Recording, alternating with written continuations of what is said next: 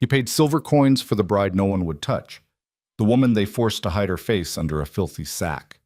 But when that cloth finally fell away in his mountain cabin, Caleb Thorne froze. What he saw wasn't the monster they'd promised. It was something that would shatter everything he thought he knew about loneliness, second chances, and what makes a person truly beautiful. This is their story. Stay until the end and comment what city you're watching from. I want to see how far this journey reaches. The wind that tore through Helena, Montana Territory in February of 1876 wasn't the kind that merely chilled. It was the sort that carved into bone, the type that made strong men question their faith and weak men abandon it entirely. It howled through the skeletal fingers of pine trees, rattled the shutters of the territorial courthouse, and drove needles of ice against every exposed surface with relentless fury. On a morning when sensible people huddled near stoves and prayed for spring, a crowd gathered in the muddy yard behind Garrett's trading post, their breath rising in ghostly plumes, their faces hard with the particular cruelty that frontier life sometimes bred in human hearts. They'd come to see the mail-order brides. It was a spectacle that drew onlookers like moths to flame, desperate women, shipped west like furniture or livestock, standing on display while prospective husbands circled and evaluated. Some came from failed farms back east. Others fled scandal or poverty or families that saw them as burdens. The territory needed women. Lonely men paid for passage and papers. It was business, cold and transactional as the wind that froze their tears. But even in a practice built on desperation, there were hierarchies. Anna Rose stood apart from the others, and not by choice, while 7 other women waited in a nervous line, dressed in their best-worn dresses, hair pinned hopefully beneath modest bonnets. Anna stood 15 feet away in the mud, her entire head and shoulders covered by a burlap sack. The rough fabric, stained with what might have been flour or feed, had been tied at her neck with twine. 2 small holes had been cut near where her eyes would be, but they were positioned poorly, forcing her to tilt her head at odd angles to see anything beyond the brown darkness of her imprisonment. She'd been standing there for 3 hours. Her fingers had lost feeling 2 hours ago. Her feet, wrapped in boots that hadn't been adequate even before they'd worn through at the soles, no longer registered as parts of her body. She couldn't feel the cold anymore, couldn't feel much of anything except the weight of humiliation and the smaller, harder weight of resignation that had settled in her chest like a stone. This was the third town, the third display, the third failure. Jesus Christ, Garrett, you still trying to pawn that one off? A man's voice, thick with whiskey and disdain, cut through the murmur of the crowd. Laughter followed, rough, mean laughter that Anna had learned not to flinch at. She'd used up her flinches somewhere between Pittsburgh and St. Louis. She's paid for through passage, Garrett answered, his tone defensive. The trader was a squat man with a face like a fist and a gift for numbers that didn't extend to human decency. Contract says I find her a placement or her kin get their deposit back. And I ain't giving back no deposits. Then you better lower your standards for placement, someone called out. Maybe try the hog farms. More laughter. One of the other women, a pale girl with red hair who Anna had heard was from Boston, made a small sound of sympathy, quickly stifled when the woman beside her drove an elbow into her ribs. There was a hierarchy even among the desperate, and aligning yourself with Anna Rowe was social suicide. Anna Rowe. Even her name felt like something that belonged to someone else now. She'd been Anna Rowe in Philadelphia when her mother was alive and their small house near the textile mill had smelled like bread and lamp oil. She'd been Anna Rowe when she'd worked as a seamstress, her fingers flying over fine stitches while the factory girls gossiped about beaux and dances. She'd been Anna Rowe when fever took her mother, when her uncle's family had taken her in with faces full of Christian duty and hearts full of cold arithmetic. "You'll work for your keep," Aunt Margaret had said, her thin lips barely moving, "and you'll be grateful for the charity." Grateful. Anna had been grateful at first, even as her uncle's children mocked her clothes, even as her aunt served her smaller portions and assigned her the hardest chores. She'd been grateful even when her cousin Robert started finding excuses to corner her in narrow hallways, his breath hot on her neck, his hands grabbing. She'd stopped being grateful the night she'd finally shoved him away hard enough that he'd fallen, cracking his head on the doorframe. The blood had been spectacular, head wounds always were, and the screaming had brought the whole household running. Robert had lied with tears streaming down his face, claiming she'd attacked him in a fit of madness. Her uncle had believed him instantly. Her aunt had called her a demon. And within a week, they'd contacted a mail-order registry and paid for her passage west, along with a fee that would be refunded once she was successfully placed. The contract had been specific. Anna Rowe was described as plain-faced, sturdy build, adequate domestic skills, quiet disposition.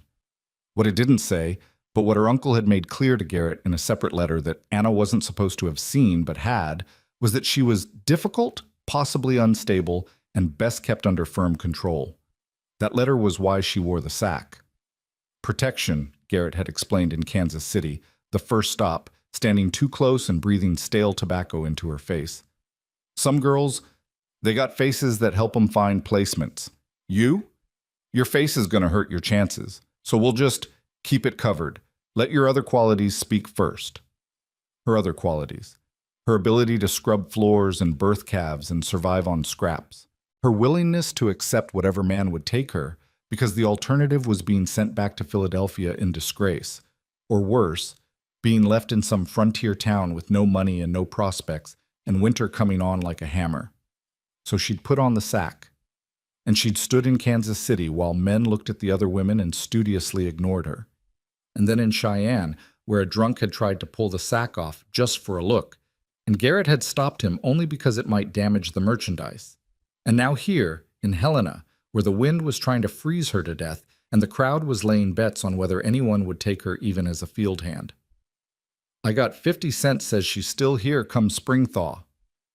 50 cents says Garrett shoots her himself before then, just to be done with it. Might be doing her a favor. Through the poorly cut eye holes, Anna watched the other women being evaluated. The red-haired girl from Boston went first, snapped up by a rancher who looked old enough to be her grandfather, but who paid Garrett's fee without haggling and led her away to a waiting wagon. She was lucky. The older man probably just wanted a nurse for his final years and someone to inherit the ranch. One by one, the other women found takers. A miner with kind eyes chose a widow from Ohio. A shopkeeper selected a nervous girl who couldn't have been more than 16. A farmer with 3 children took a sturdy German woman who looked like she could outwork most men. By noon, only 2 women remained besides Anna, a woman with a hair lip who was trying not to cry, and a pregnant girl who hadn't spoken since Kansas City. Garrett was getting anxious. Anna could tell by the way he kept checking his pocket watch and glancing at the sky. The storm that had been threatening all morning was finally moving in, and he wanted to close his deals before it hit. He dropped his prices. The pregnant girl went to a saloon owner who said he needed a cook. Everyone knew what she'd really be doing, but nobody said it aloud. The woman with the hair lip was purchased by a trapper who looked mean as a snake, but who paid in gold dust, which Garrett couldn't refuse. And then there was one. The crowd had mostly dispersed, people hurrying home before the storm hit in earnest. A few lingered, men with nowhere to go, watching Anna like she was a circus exhibit. Garrett stood in his doorway, calculating. He could keep her through the winter, feed her scraps, and try again in spring, or he could cut his losses. Tell you what, he announced to the remaining gawkers. Any man takes her off my hands right now, I'll throw in a month's supplies. Flour, bacon, coffee, the works. Silence. One man spat tobacco juice into the mud and walked away. Another laughed and said something Anna couldn't hear, but that made the others chuckle darkly. She felt something crack inside her chest. Not her heart breaking, because that had happened so many times already that she barely noticed. This was something else. The final dissolution of hope, maybe. The acceptance that she would spend the rest of her short life as this, a creature in a sack, worth less than a month's supplies. The snow was falling harder now, fat flakes that stuck to her burlap hood and melted in cold rivulets down the rough fabric. She couldn't stop shivering. She was so tired of standing, of hoping, of enduring. Part of her, the growing part, wanted to simply sit down in the mud and let the cold take her. It would be faster than whatever Garrett had planned, more merciful. How much? The voice came from behind her, deep and quiet, carrying clearly despite the wind. Anna tried to turn, but the sack's eyeholes were facing wrong, and all she could see was a blur of movement and the sudden stillness that fell over the remaining crowd. I said, how much? The voice repeated. For For her? Garrett sounded genuinely surprised. You mean the sack girl? I mean the woman. How much? Anna managed to shift enough to catch a glimpse of the speaker through one eye hole. He was tall, taller than any man she'd seen in weeks, with shoulders that spoke of hard labor and a face weathered by years of mountain wind. Dark hair shot through with gray fell to his collar. His beard was thick and neatly trimmed. He wore buckskins and furs that looked expensive, well made. A trapper, probably, or a hunter. One of the mountain men who came down only when they absolutely had to, who preferred the company of trees to people. His eyes, even from this angle, were an impossible blue, the color of deep water or winter sky. And they were looking at her, not through her, not past her, at her. Well, Garrett's businessman instincts were warring with his surprise. Standard contract price is $50. But seeing as how she's been a difficult placement, and seeing as how you'd be doing me a favor, I asked how much, not for your life story. Garrett's face reddened. $50. Plus the supplies, I promised. Take it or leave it. The tall man, Caleb, Anna would learn later, Caleb Thorne, reached into a leather pouch at his belt and drew out a handful of silver coins. He counted them into Garrett's palm with the careful precision of someone who valued money but wasn't ruled by it. The coins made soft chinking sounds that seemed loud in the sudden quiet. Supplies too, Caleb said. It wasn't a question. Yes, of course, I'm a man of my word. Garrett was suddenly eager, sensing the deal might fall apart. Flour, bacon, coffee, beans, salt, good quality. I'll have my boy load your mule. Horse. I've got a horse. Right, horse. Garrett shoved the coins into his pocket and stuck out his hand. Pleasure doing business with you, Mr. Thorne. Caleb shook the hand once, briefly, then turned to Anna. He moved slowly, deliberately, like someone approaching a spooked animal. When he was 3 feet away, he stopped. Ma'am, he said quietly, my name's Caleb Thorne. I have a cabin 8 miles up in the mountains. I live alone. I need... He paused, choosing words carefully. I could use help. Someone who knows cooking, cleaning, domestic work. In exchange, you'd have a roof, food, safety. That's what I'm offering. Not... Another pause. Not anything else. Just work and safety. You understand? Anna couldn't speak. Her throat had closed completely. She managed a tiny nod, even though she wasn't sure if he could see it through the sack.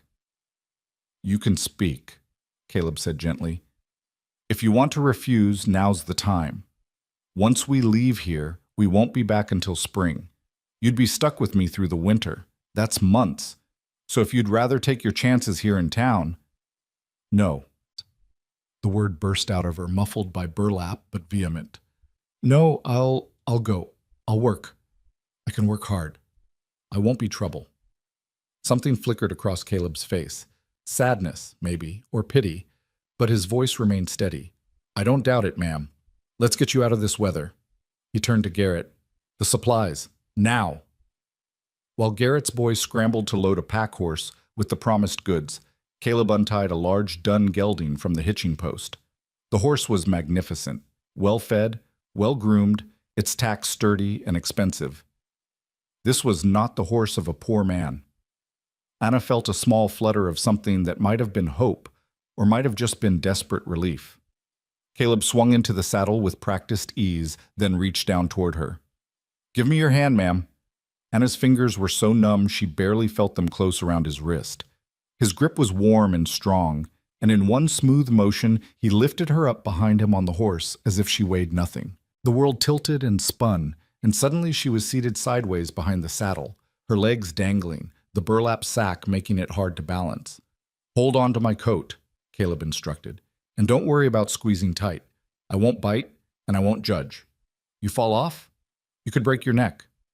Anna grabbed fistfuls of his fur coat and held on. She could feel the solid warmth of him through the leather and fur, could smell wood smoke and pine and something else, soap, maybe, or just clean air. After months of cramped wagons and stinking trading posts and her own unwashed desperation, the smell was almost overwhelming. Garrett brought out a paper. Just need your mark, Mr. Thorne. Confirms transfer of the contract. Caleb signed with a short, neat signature, then folded the paper and tucked it into his coat. We're done? We're done. She's your responsibility now. You need anything else? You know where to find me. I won't be back. Caleb clicked his tongue, and the dun horse moved forward, the pack horse following on a lead. Behind them, Garrett was already turning away, no doubt counting his silver and congratulating himself on a difficult sale finally completed. The remaining gawkers watched them go. Anna heard one say, "Crazy bastard, probably wants her for bear bait," and another replied, "Or he's lonelier than we thought. Winter does things to a man's mind." Then the voices faded, lost in wind and distance as Caleb guided the horses away from the trading post, away from Helena, away from everything Anna had known for the past terrible months. The snow fell harder, erasing their tracks almost as soon as they were made. The world narrowed to the rhythm of the horse's gait, the warmth of the man in front of her, and the burlap darkness of her hood.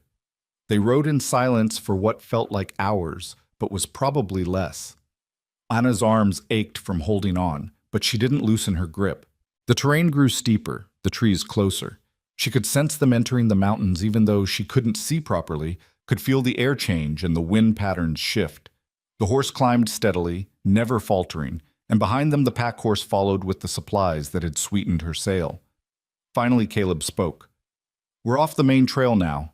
No one around but us and the trees. You can take that damn sack off if you want." Anna's hands flew to the twine at her throat, but her fingers were too cold and clumsy. She fumbled with the knot, panic rising. She wanted the sack off, needed it off, but the twine wouldn't cooperate, and her fingers wouldn't work, and... "Easy." Caleb's voice was calm. "Hold still a second." He brought the horse to a stop, then twisted in the saddle. With one hand, he pulled a knife from his belt, not threatening, just practical, and reached back. Anna forced herself not to flinch as the blade came close. One quick motion, and the twine parted. The burlap loosened. "There," Caleb said, sheathing the knife. "Go ahead." Anna's hands shook as she pulled the sack up and off. Cold air hit her face like a slap, making her gasp. After hours of breathing her own hot, stale breath inside the burlap, the clean mountain air was almost painful. She blinked against the snow and the brightness, her eyes watering. Caleb had turned back around and was looking ahead at the trail, giving her privacy. "There's a canteen on your right, tied to the saddle. Water's cold, but it's clean." Anna found the canteen with fumbling fingers and drank. The water was so cold it made her teeth ache, but it was the best thing she'd tasted in months. She drank until her stomach hurt, then made herself stop and cap the canteen. "Thank you," she whispered. "Don't thank me yet. We've still got hours to go, and the storm's getting worse." He was right. The snow was falling so thick now that Anna could barely see 10 feet ahead. The world was white and gray and the dark green of pine trees, everything muffled and strange. But she could see it. She could see without burlap filtering everything, without those badly cut eye holes limiting her vision. She could see the mountains rising around them, massive and indifferent and beautiful. She could see the horse's ears flicking back and forth, tracking sounds. She could see Caleb's broad back, his shoulders set against the wind. She was free of the sack. The relief was so intense it bordered on pain. They rode on. The trail grew narrower, steeper. The horses navigated with sure-footed confidence that suggested they'd made this journey many times. Anna's world became the rhythm of the ride and the growing cold and the strange, cautious feeling that maybe, her luck had finally changed. It was nearly dark when they reached the cabin. It appeared suddenly through the snow, a solid structure of logs and stone tucked into a clearing surrounded by towering pines. Smoke rose from a stone chimney. A small barn stood nearby, sturdy and well-maintained. This wasn't some rough trapper's shack thrown together from green wood and hope. This was a home. Someone had built this to last, had planned and cared and made something permanent in the wilderness. Caleb dismounted and immediately turned to help Anna down. Her legs nearly buckled when her feet hit the ground. Hours in the saddle, frozen muscles, exhaustion all conspiring to drop her in the snow. Caleb caught her elbow, steadying her without making it seem like a big deal. "Barn first," he said. "Horses need tending before we get comfortable." Anna followed him into the barn, grateful to be out of the wind. Inside, it was warmer. Not warm, but warmer, and it smelled like hay and horses and leather. Caleb moved with efficient competence, unsaddling both horses, rubbing them down, checking their hooves, measuring out grain.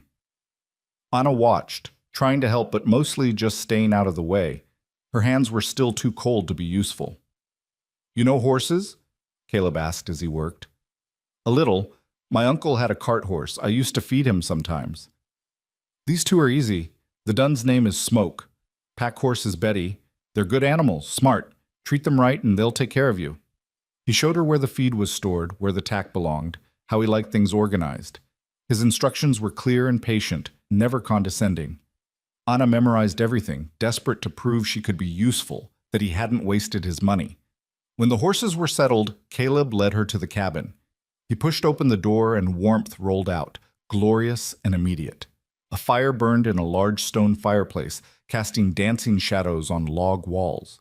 The cabin was one large room with a sleeping loft above, spartanly furnished but clean and organized. A table and 2 chairs sat near the fire. A rocking chair occupied one corner. Shelves lined one wall, holding supplies and books. Actual books, more than Anna had expected. Cookware hung from hooks near the hearth. Everything had a place and purpose. And in the corner, near the ladder to the loft, sat a cradle. Anna's eyes locked on it.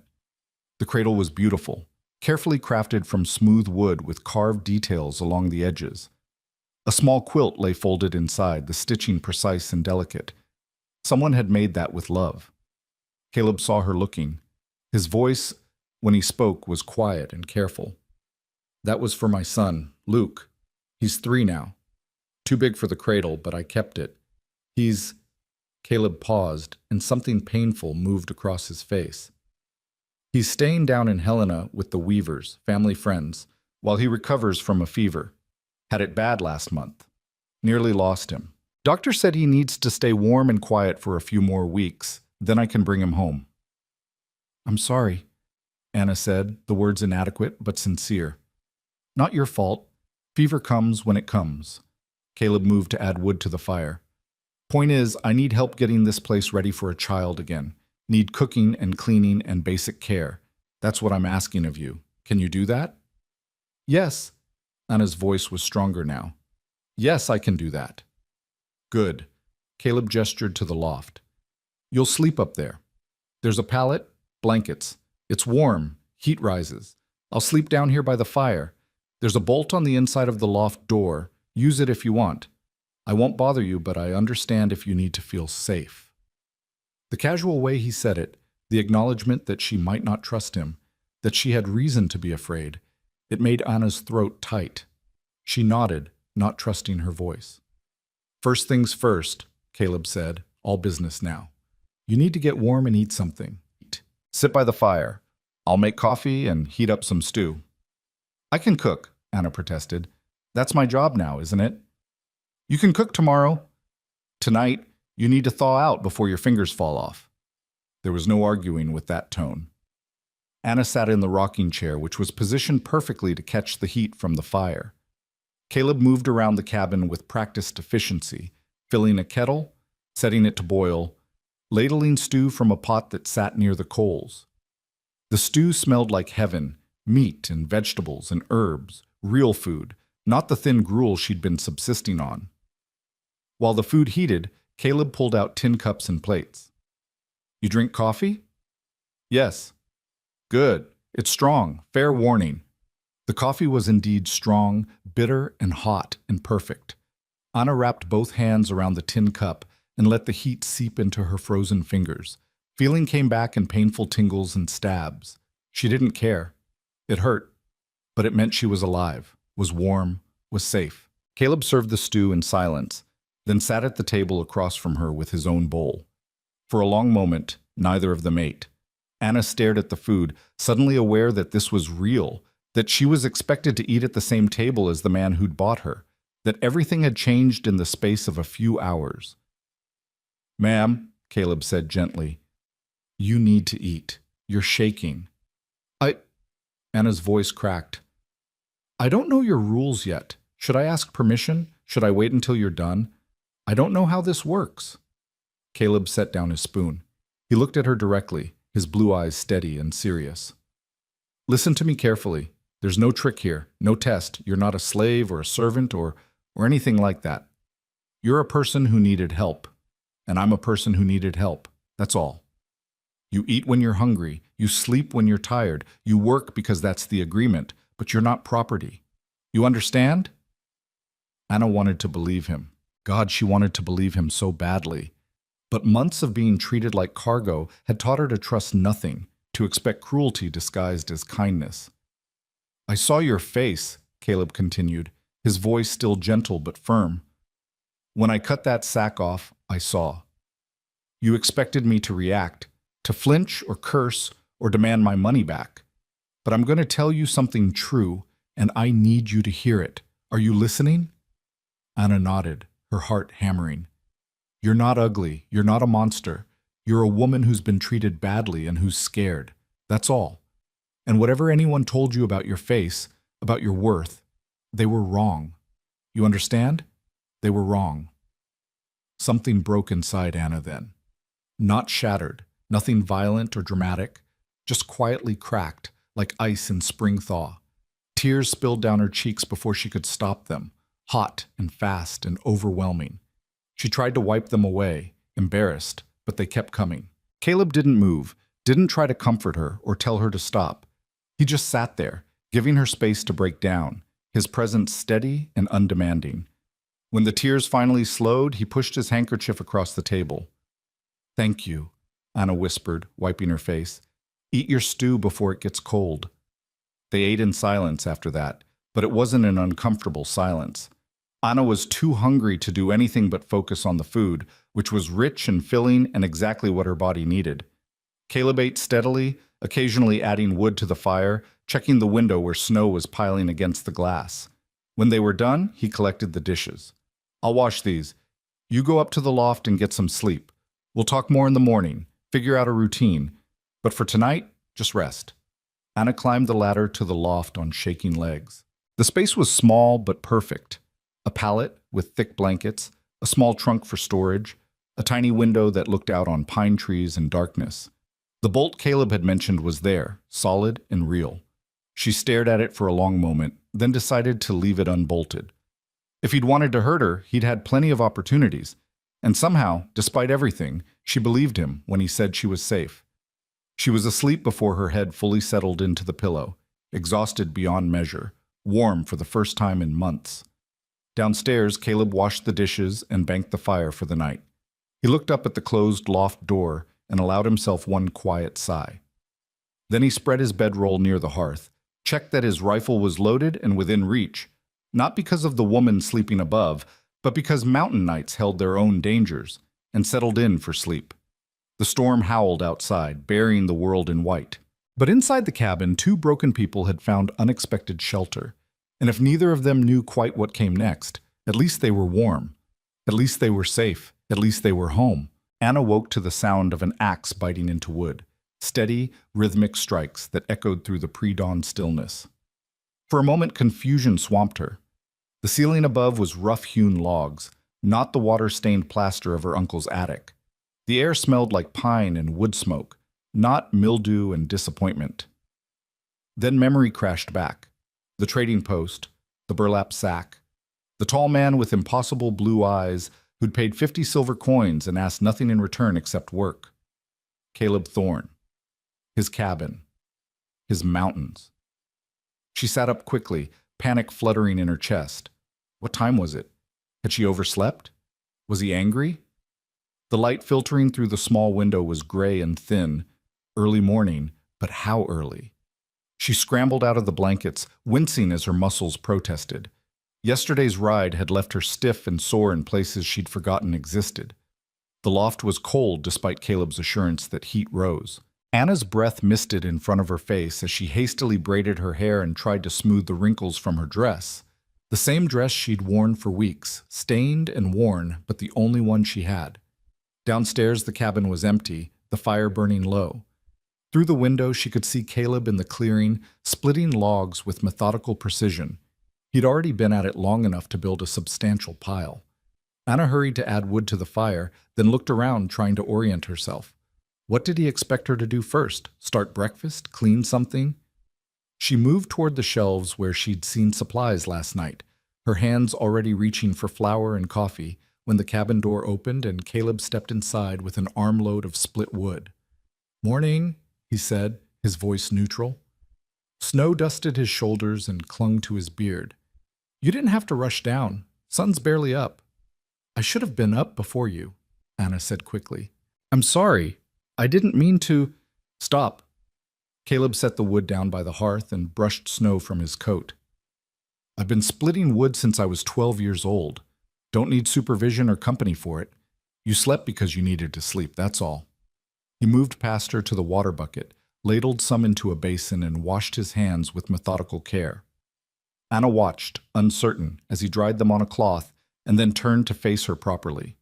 In the morning light, she could see him more clearly than she had last night. He was older than she'd first thought, maybe 40, maybe more, with lines carved deep around his eyes and mouth. Not a handsome man by conventional standards, but striking in the way mountains were striking, solid, weathered, permanent.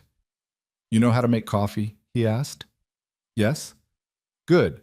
Make us a pot while I feed the chickens." "Chickens?" Anna hadn't seen any chickens. "Small coop behind the cabin. 6 hens. They're mean as rattlesnakes, but they lay decent. Check for eggs while you're at it." He pulled his coat back on. "Supplies are marked. Coffee's in the blue tin. Sugar's scarce, so we don't use much. Eggs and bacon for breakfast if that suits you. I'm not particular about food, but I won't eat slop. Cook it right or don't cook it at all." He was gone before Anna could respond, the door closing firmly behind him. She stood in the middle of the cabin, processing. He wanted breakfast. She could do breakfast. She'd been cooking since she was old enough to reach the stove. This was familiar territory, something she could control. Anna found the blue tin and set about making coffee, measuring carefully, conscious that supplies in the mountains couldn't be wasted. While the coffee boiled, she investigated the cold box near the door and found bacon wrapped in cloth, a bowl of eggs, butter, half a loaf of bread that was starting to go stale. She could work with this. She could make something good. By the time Caleb returned, empty basket in hand, presumably filled with eggs that he'd already transferred somewhere, the cabin smelled like coffee and frying bacon. Anna had found a cast iron skillet and was cooking with focused intensity, determined to prove her worth. The bacon was crisping perfectly. She'd scrambled eggs with a splash of water to make them fluffy, the way her mother had taught her. The stale bread was sliced and waiting to be toasted in the bacon fat. Caleb hung up his coat and came to stand near the fire, warming his hands. He watched her cook without comment, his expression unreadable. Anna's hands wanted to shake under that steady gaze, but she forced them to remain steady. This was a test, even if he claimed it wasn't. Everything was a test. "Plates are in the cupboard left of the basin," Caleb said finally. "I take my coffee black." Anna served breakfast at the small table, trying not to let her nervousness show. Caleb sat down, bowed his head for a moment in what might have been prayer, then picked up his fork and took a bite of the eggs. Anna held her breath. "Good," he said after swallowing. "Real good. You weren't lying about being able to cook." The relief that flooded through Anna was so intense she nearly swayed. "Thank you. I can do better once I know what you like, what supplies we have, how the stove runs. This is fine." Caleb was already eating the bacon, steady and efficient. "Better than fine. I've been living on my own cooking for months, and I'm not much good at it. This is—" He paused, something complicated crossing his face. "This is nice. Having someone cook who knows what they're doing." They ate in silence for a while. Anna forced herself to eat even though her stomach was in knots, knowing she needed the strength. Outside, the storm had passed, leaving the world buried in fresh snow that sparkled in the weak morning light. Everything looked clean and new and desperately cold. "Storm's done," Caleb said, echoing her thoughts. "We'll dig out today, make sure the barn roof didn't suffer. Tomorrow, if the weather holds, I'll ride down to check on Luke, see if he's ready to come home yet." "Your son," Anna said softly. "How long has he been away?" "Month now. Longest month of my life." Caleb's jaw tightened. "Fever hit him hard, I thought." He stopped, shook his head. Dr. Weaver said he needed constant care, warm conditions, medicine I couldn't provide up here. Said if I wanted Luke to live, I had to leave him in town, so I did. But it's been eating at me every day since. That must have been hard. Hard doesn't cover it. Luke's all I've got left. His mother, my wife, Clara. She died bringing him into the world. 3 years I've been raising him alone, doing my best, trying to be both parents. Then the fever came and I couldn't. His voice cracked slightly. I couldn't protect him. Had to hand him over to someone else. A father should be able to protect his child. The raw pain in his voice made Anna's chest ache. You did protect him, she said carefully. You made the hard choice. That takes more strength than keeping him here would have. Caleb looked at her then, really looked at her, and something in his expression shifted. Maybe. Or maybe I'm just a coward who couldn't bear watching him die. You're not a coward. A coward wouldn't have paid $50 for a stranger just to make sure his home was ready for his son's return. The words hung between them, honest and unadorned. Caleb's mouth twitched, not quite a smile, but something close. I suppose that's one way to look at it. They finished breakfast in more companionable silence. When they were done, Caleb pushed back from the table. I'll show you around properly. You need to know where everything is, how things work. This isn't Philadelphia or wherever you're from. Mountain living has its own rules. For the next hour, Caleb gave her a tour that was part instruction, part survival lesson. He showed her the root cellar dug into the hillside behind the cabin, stocked with potatoes, carrots, turnips, and preserved goods in sealed jars. He explained the water system, a spring 50 yards up the slope that fed into a wooden trough, which had to be checked daily for ice. He demonstrated how to bank the fire properly so it would burn all night without consuming too much wood. He introduced her to the chickens, who were indeed mean as promised, and showed her how to collect eggs without getting pecked to death. This one's Lucifer, he said, pointing to a particularly aggressive red hen. She's the worst. Goes for the eyes if you're not careful. The black one's Beelzebub. The others are just generally unpleasant. Despite everything, Anna felt her mouth twitch toward a smile. You named your chickens after demons? Luke named them. He's got a sense of humor. Caleb's face softened when he mentioned his son. Kid's smart as a whip. Too smart sometimes. Already reading simple words. Clara would have been proud. I'm sure she is, Anna said quietly. Caleb didn't respond to that, just moved on to show her the woodpile, the tool shed, the small smokehouse where he cured meat. Everything was organized with military precision, each item in its place, each system designed for efficiency and survival. This was a man who understood that carelessness in the mountains meant death. By midday, Anna's head was spinning with information, but she was starting to understand the rhythm of this place. It was harsh, yes, and isolated, but there was a kind of logic to it that appealed to her. Everything had a purpose. Nothing was wasted. It was so different from her uncle's house, where appearances mattered more than function, where food was thrown away while Anna went hungry because feeding her too much might make her ungrateful. You're quiet, Caleb observed as they walked back to the cabin through knee-deep snow. Overwhelmed. No, yes, there's a lot to learn, but I can do it. I want to do it. Anna hesitated, then added, It's just different. Good different. Everything has a reason here. Has to. Can't afford waste or stupidity this far from town. Caleb stopped at the cabin door, his hand on the latch. Listen, I know this arrangement is strange. I know you probably don't trust me yet, and that's fair, but I meant what I said last night. You're safe here. And if at any point you want to leave, come spring, when the trails are passable, I'll take you back to town myself. No questions, no punishment. You're not a prisoner. Where would I go? The question came out more bitter than Anna intended. Back to that trading post? Back to my uncle's house? There's nowhere for me, Mr. Thorne. This is better than anything I could have hoped for. Something pained flashed across Caleb's face. That's a damned sad thing to hear, ma'am, but I understand. World's not kind to women with no family, no money. I understand that better than you might think. He went inside, leaving Anna standing in the snow, wondering what he meant. What did a man like Caleb Thorne, competent and strong and clearly capable of surviving alone, understand about being powerless? The afternoon settled into a routine of work. Anna cleaned the cabin with thorough intensity, scrubbing surfaces that probably didn't need scrubbing, but doing it anyway because she needed to feel useful.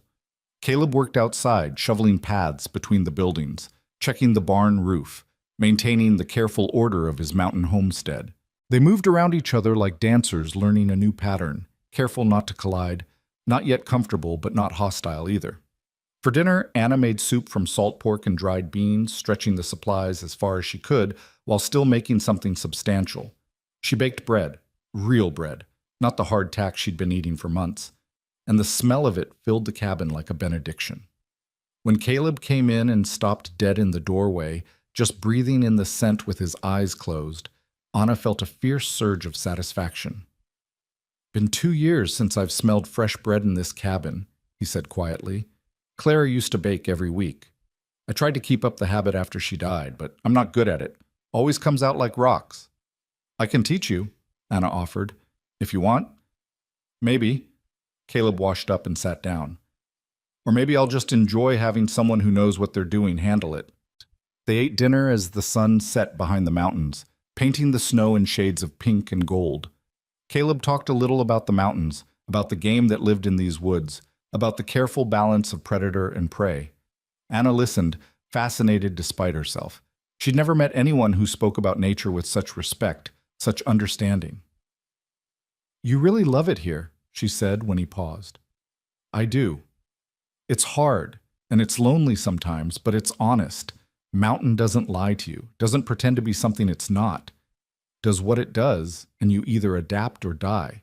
There's a purity in that." "And Luke? Does he love it too?" Caleb's expression softened. "Kid's half mountain goat already. Fearless in a way that terrifies me daily. Climbs everything, wants to explore everything. I have to watch him like a hawk because he's got no sense of danger yet. But yeah, he loves it. This is his home. Only home he's ever known." "What was his mother like?" The question was bold, maybe too bold, but Anna wanted to know, wanted to understand the woman who'd lived in this cabin, who'd made bread and raised a child and died too young. Caleb was quiet for a long moment. When he spoke, his voice was careful, measured. "Clara was steady. That's the word I always come back to. Steady and strong and practical. She grew up on a ranch in Wyoming, knew hard work before she could walk. When we married, she knew what she was signing up for. This cabin, this isolation, this life. Never complained, never asked for more than I could give." He paused. "She wanted children. We tried for 5 years before Luke finally came. She was so happy when she realized she was carrying, said it was worth every year of waiting. But the birth," Anna trailed off, "went wrong from the start. I knew it. She knew it. I wanted to ride for the doctor, but she said there wasn't time. She was right. I delivered Luke myself in this cabin while she bled out beneath my hands." His voice was flat now, reciting facts. "She lived long enough to hold him, long enough to make me promise I'd raise him right, raise him strong. Then she was gone. Just like that. One minute I had a wife and a newborn son, the next I had a son and a body to bury." The silence that followed was heavy with old grief. Anna didn't know what to say, so she said nothing, just sat with him in the weight of it.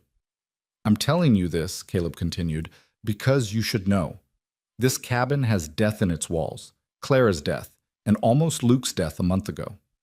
I don't know if that bothers you, don't know if you're superstitious, but you should know what you're living in." "Every place has death in it," Anna said quietly. "My mother died in a house in Philadelphia. People died in my uncle's house, his parents, before I lived there. Death is everywhere. It doesn't scare me." "No?" Caleb looked at her curiously. "What does scare you?"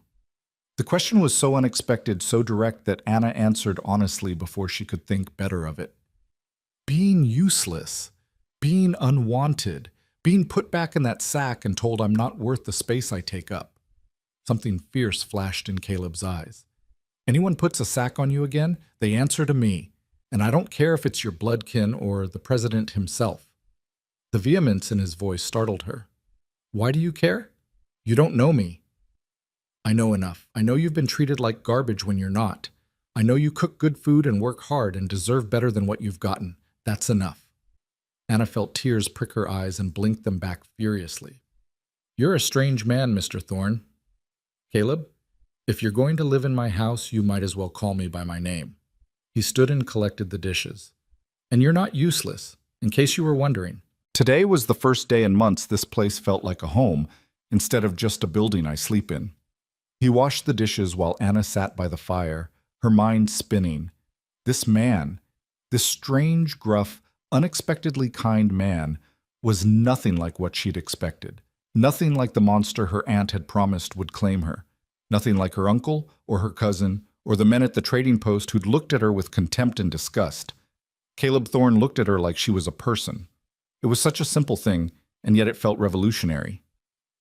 That night, as Anna lay in the loft listening to the cabin settle and Caleb's quiet breathing from below, she allowed herself to feel something she hadn't felt in months. Hope. Not the desperate, clawing hope of someone drowning, but the quieter, steadier hope of someone who'd found unexpected ground beneath their feet. She didn't know what tomorrow would bring.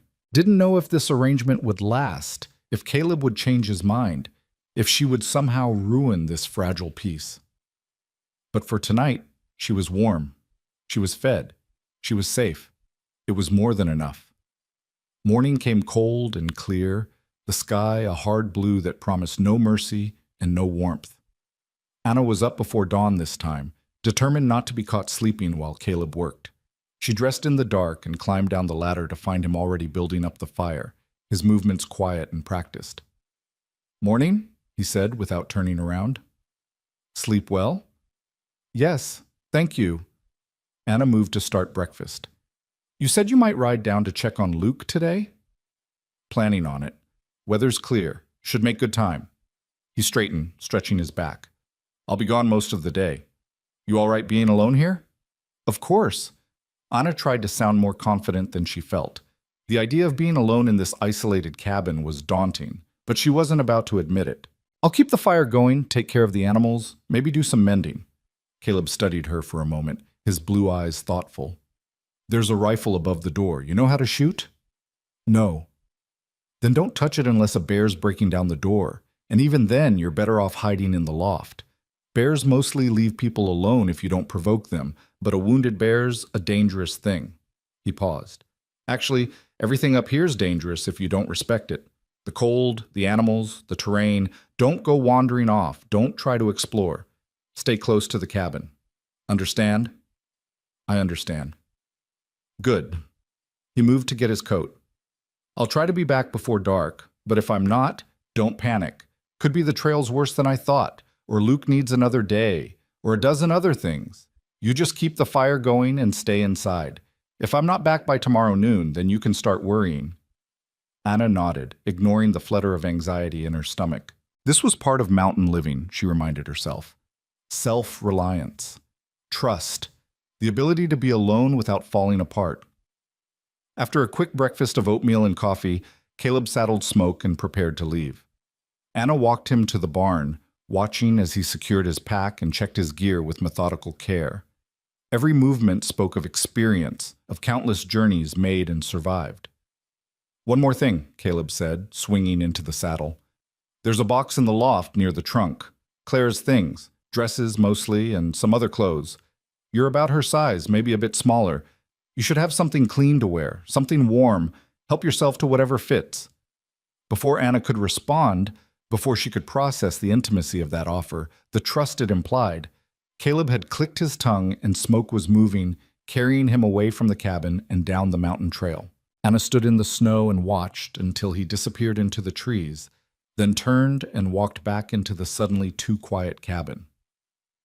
The day stretched ahead of her, empty and full at the same time. She threw herself into work, cleaning things that didn't need cleaning, organizing things that were already organized, anything to keep busy.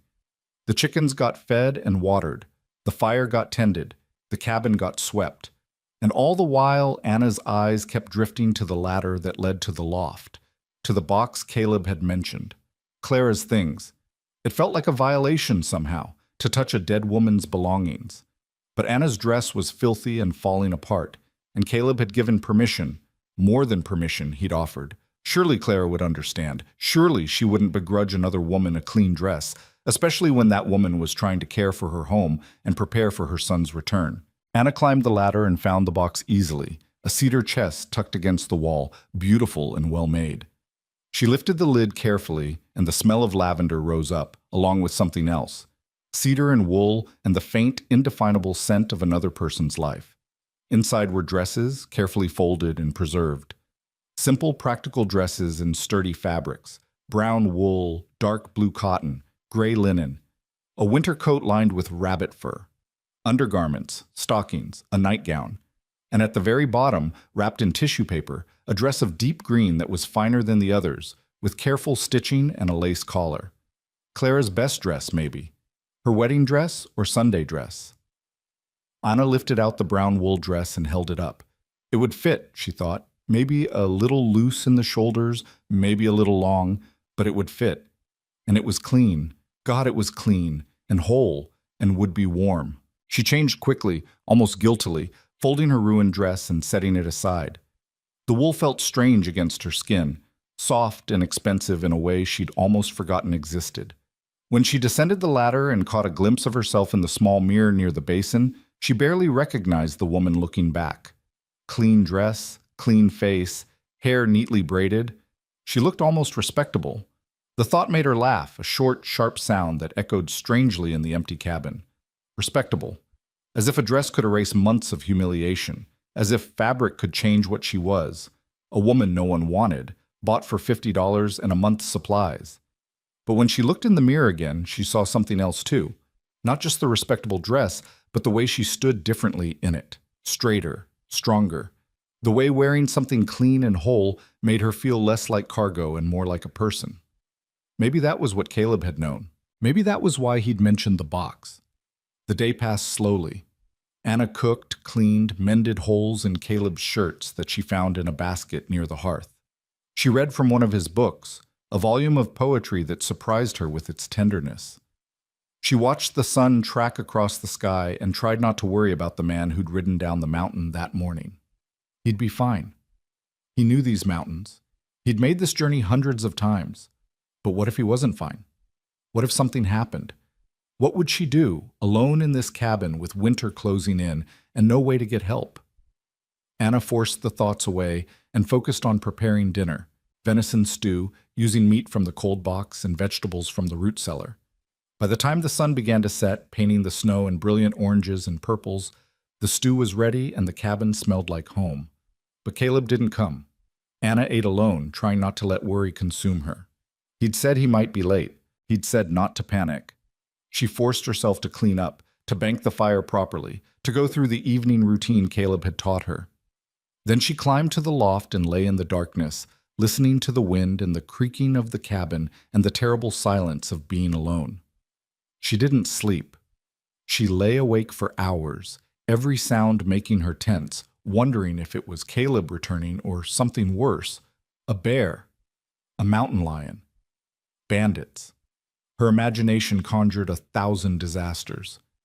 Finally, somewhere deep in the night, she heard it, the sound of a horse's hooves in snow, the creak of the barn door, the low murmur of a voice, Caleb's voice, talking to Smoke as he unsaddled him.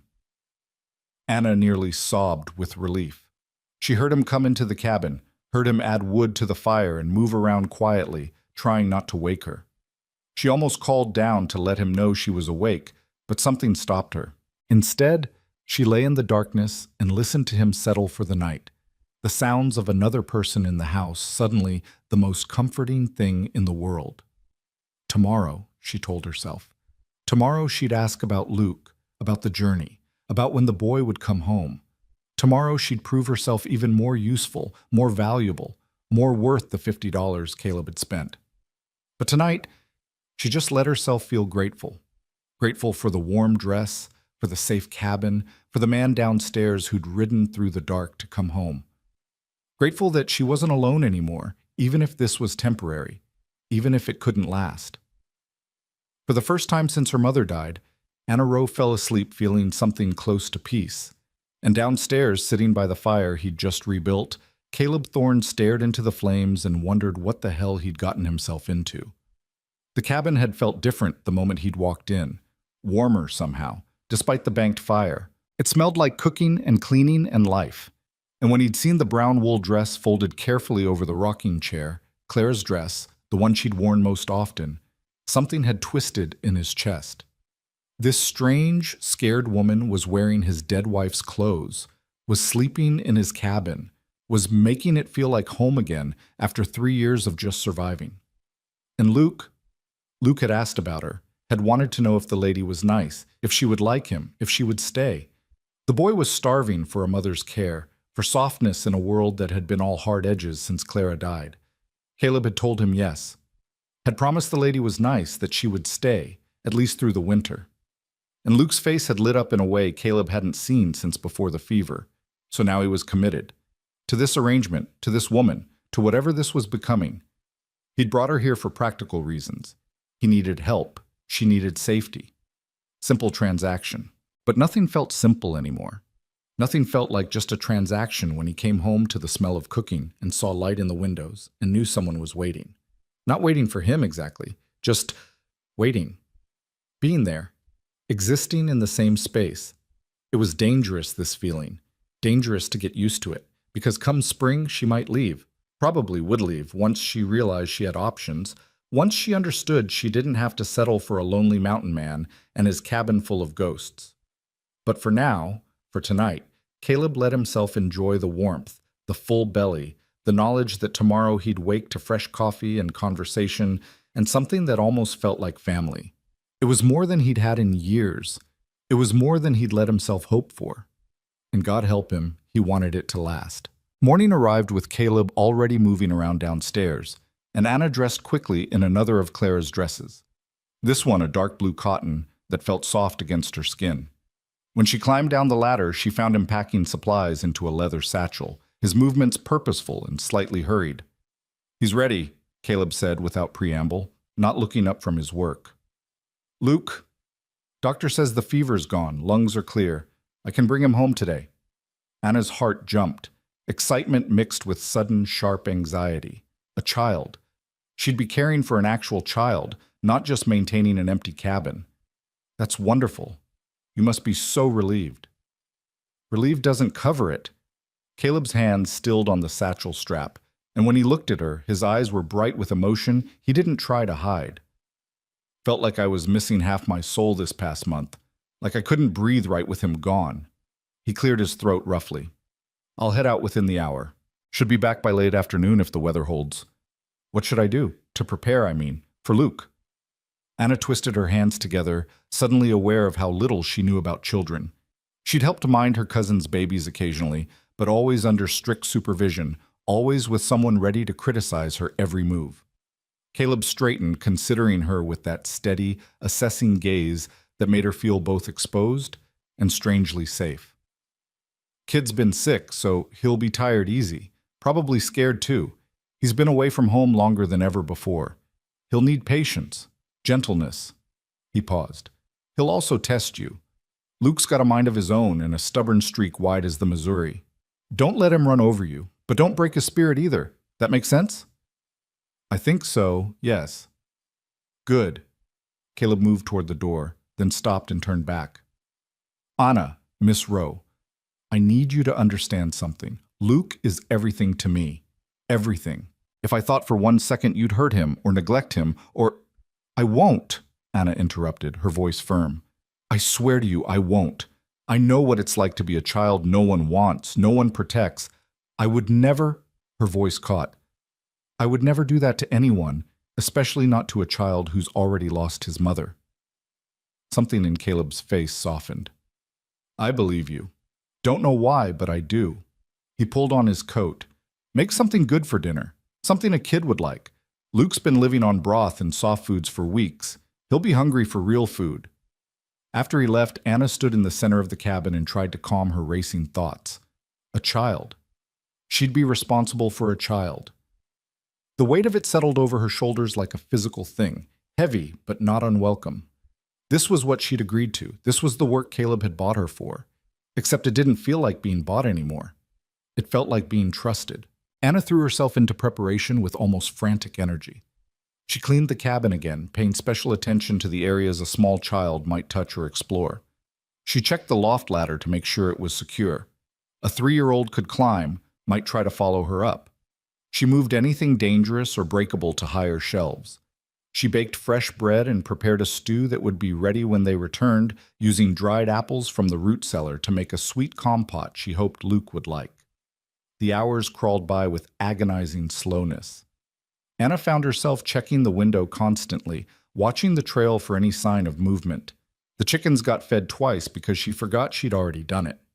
She reorganized the same shelf 3 times. Her nervous energy had nowhere to go except into endless small tasks that didn't really need doing. What if Luke hated her on sight? What if he cried for his father to send her away? What if she did something wrong, said something wrong, proved herself as useless as her aunt had always claimed? The sun was beginning its descent toward the mountains when Anna finally heard it, the sound of a horse approaching, but different this time. Slower. More careful. She rushed to the window and saw Caleb on Smoke, but he wasn't alone. Bundled in front of him, wrapped in what looked like half a dozen blankets, was a small figure. Luke. Anna's hands flew to smooth her dress, her hair, as if making herself presentable could somehow make this go right. Then she forced herself to step away from the window, to wait by the fire like a normal person, not like a desperate woman whose entire future might depend on whether a 3-year-old child accepted her. The cabin door opened and cold air rushed in along with Caleb, who stepped inside carefully, his precious cargo held secure against his chest. "We're home, buddy," he said softly. "Remember? I told you about home." A small voice, hoarse and uncertain, answered. "Cold." "I know, but it's warm inside, see?" Caleb moved toward the fire, and that's when Anna got her first clear look at Luke Thorne. He was small, even for 3 years old, made smaller by illness and wrapped in layers of blankets until only his face showed. That face was pale, with dark circles under eyes that were the same impossible blue as his father's, dark hair stuck up in tufts where it had been pressed against Caleb's coat. But there was something in his expression, even exhausted as he was, that spoke of intelligence and curiosity and a will that hadn't been broken by fever or fear. Those blue eyes locked on Anna, and she saw him stiffen in his father's arms. "Who?" Luke asked, his small hand clutching at Caleb's coat. "This is Miss Anna," Caleb said gently, crouching down so Luke could see her better without having to look up. "Remember I told you she's going to help take care of you while you finish getting strong again. She's been making this cabin nice for you." Luke studied Anna with an intensity that felt far too adult for such a small child. She forced herself to stay still, to let him look his fill, to not do anything that might startle or frighten him. This moment mattered. She could feel it in her bones. "You live here now?" Luke's voice was quiet, rough from illness. Anna knelt down slowly, bringing herself to his eye level. "If that's all right with you. Your papa thought you might need someone to make good food and keep things warm while he works. But this is your home, Luke, yours and your papa's. I'm just here to help." Luke considered this gravely. Then, with the blunt honesty of small children everywhere, he asked, "Are you pretty?" The question hit Anna like a physical blow. She felt her face flush, felt the old shame rising. What could she say? That she was the woman men paid not to look at? That she'd worn a sack over her head because her face was considered that offensive? But before she could formulate any answer, Caleb spoke, his voice gentle but firm. "That's not a polite question, Luke. We don't ask people that." "Why not? Mama was pretty. Mrs. Weaver said so. She showed me the drawing." "Your mama was beautiful," Caleb agreed, "but that's not the most important thing about a person. Miss Anna is kind. That matters more than pretty." Luke turned back to Anna, those blue eyes measuring. "Are you kind?" This, at least, was a question she could try to answer honestly. "I try to be. I'm not perfect at it, but I promise I'll try my best with you. Is that enough?" Luke was quiet for a long moment. Then he nodded once, decisively, like a judge delivering a verdict. "Okay. Can I have food now? I'm hungry." The tension broke like a snapped thread. Caleb laughed, the sound rough with relief, and stood up with Luke still in his arms. "Let's get these blankets off you first, buddy. You're wrapped up like a mummy." Anna watched as Caleb carefully unwound the layers, revealing a thin child in clothes that hung loose on his small frame. Luke had lost weight during his illness. Too much weight for such a little body. But he stood on his own feet once Caleb set him down, swaying slightly but determined, and that determination sent a fierce surge of protectiveness through Anna's chest. "Stew's ready," she said, keeping her voice calm and normal. "And I made apple compote. It's sweet." "I like sweet things," Luke announced, then immediately started coughing, a wet, rattling sound that made Caleb's face tighten with worry. "Easy, son. Breathe slow." Caleb rubbed Luke's back until the coughing subsided. "Doctor said the cough might linger a while. Doesn't mean the fever's back, just means his lungs are still healing." Luke nodded, catching his breath, then spotted the rocking chair near the fire. "That's Mama's chair." "It was," Caleb said carefully. "Now it's just a chair. You want to sit in it while Miss Anna gets your food?" But Luke was already climbing up into the chair, his small body swallowed by it, his feet dangling well above the floor. He started to rock, the motion gentle and soothing, and closed his eyes. "Mama used to rock me when I was a baby. You told me that story." "I did. She loved rocking you." Caleb's voice was thick with emotion. He looked at Anna, and she saw the rawness in his face, grief and love and fear all tangled together. Anna moved quickly to serve the food, giving Caleb a moment to compose himself. She filled a small bowl with stew, made sure it wasn't too hot, added a piece of fresh bread broken into manageable chunks. The apple compote went into a separate, smaller bowl. When she brought it to Luke, he opened his eyes and looked at the food with an expression of wonder. "That's a lot," he said. "You don't have to eat it all. Just eat until you're full." Anna set the bowls on the small table. "Do you want to sit at the table or stay in the chair?" "Table. Papa says we eat at the table like civilized people."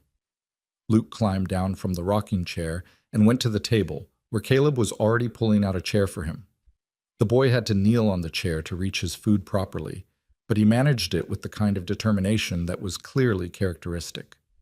Anna served Caleb and herself, and they all sat down to dinner as the last light faded from the sky and the fire crackled warm beside them. For a moment, nobody spoke. Luke was too focused on his food, eating with the single-minded intensity of a child who'd been denied solid food for too long.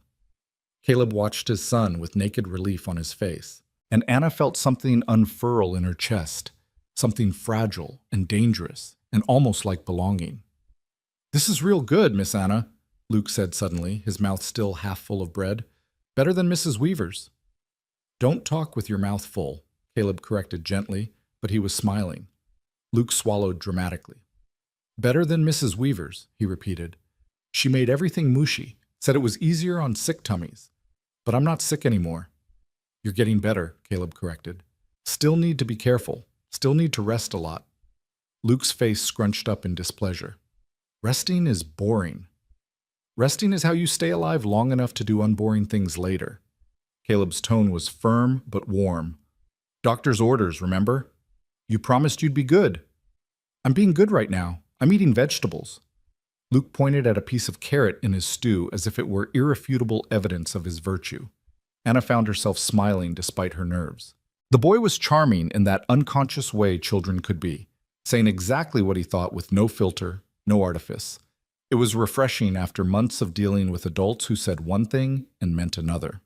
After dinner, Caleb carried Luke to the rocking chair and wrapped him in a clean blanket while Anna cleaned up.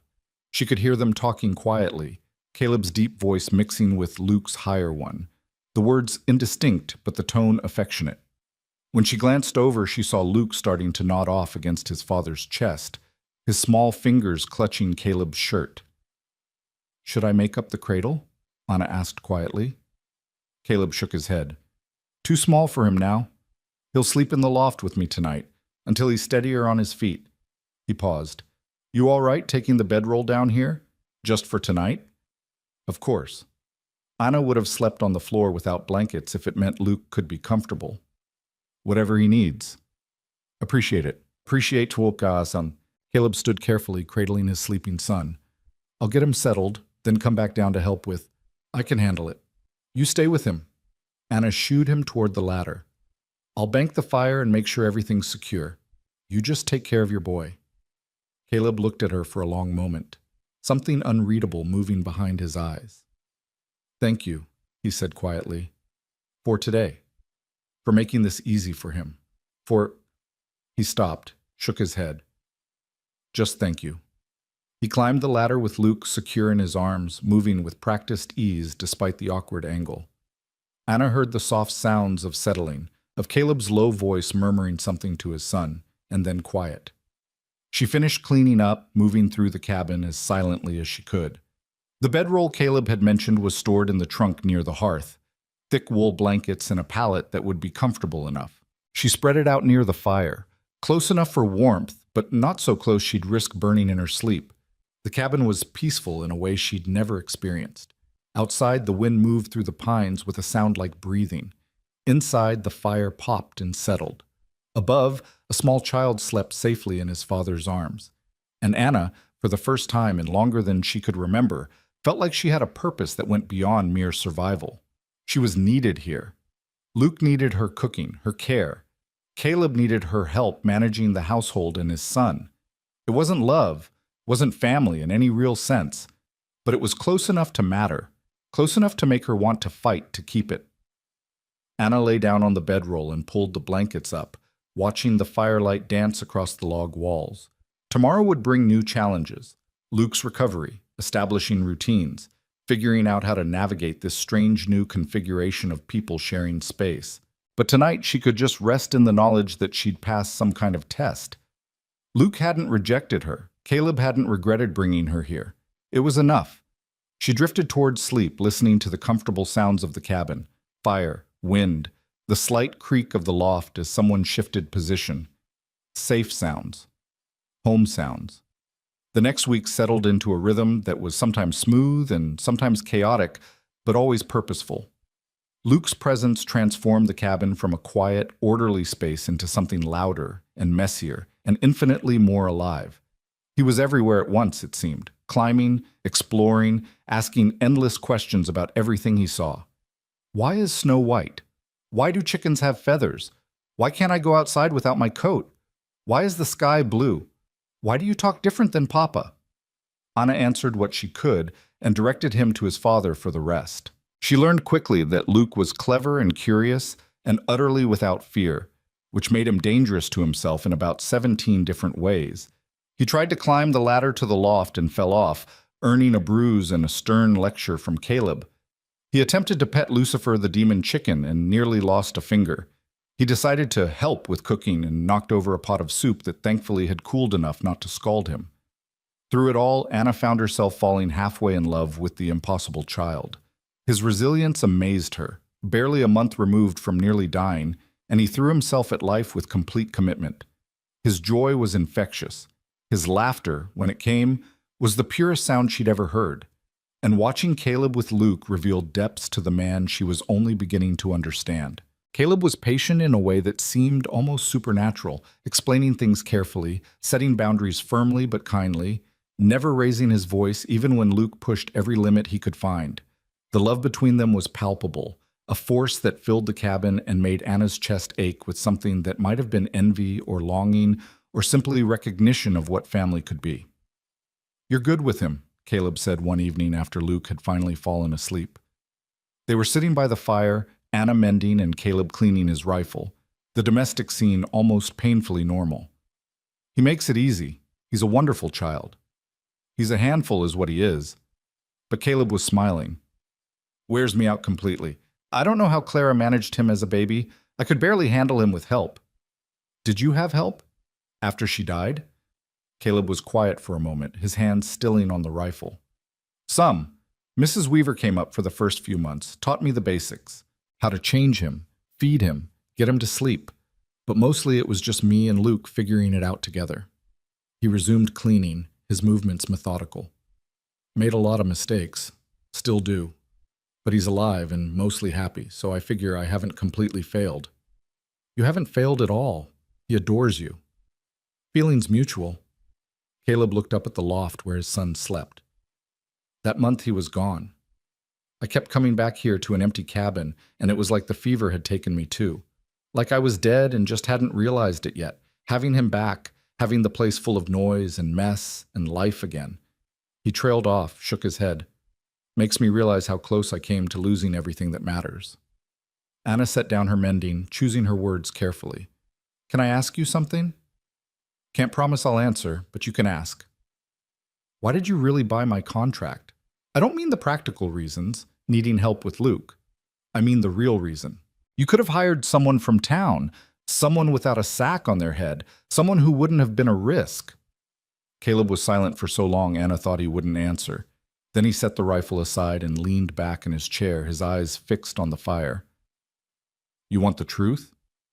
Please. I saw them. The men at that trading post. Saw how they looked at you, or didn't look at you. Like you weren't human, like you were garbage that was cluttering up their view.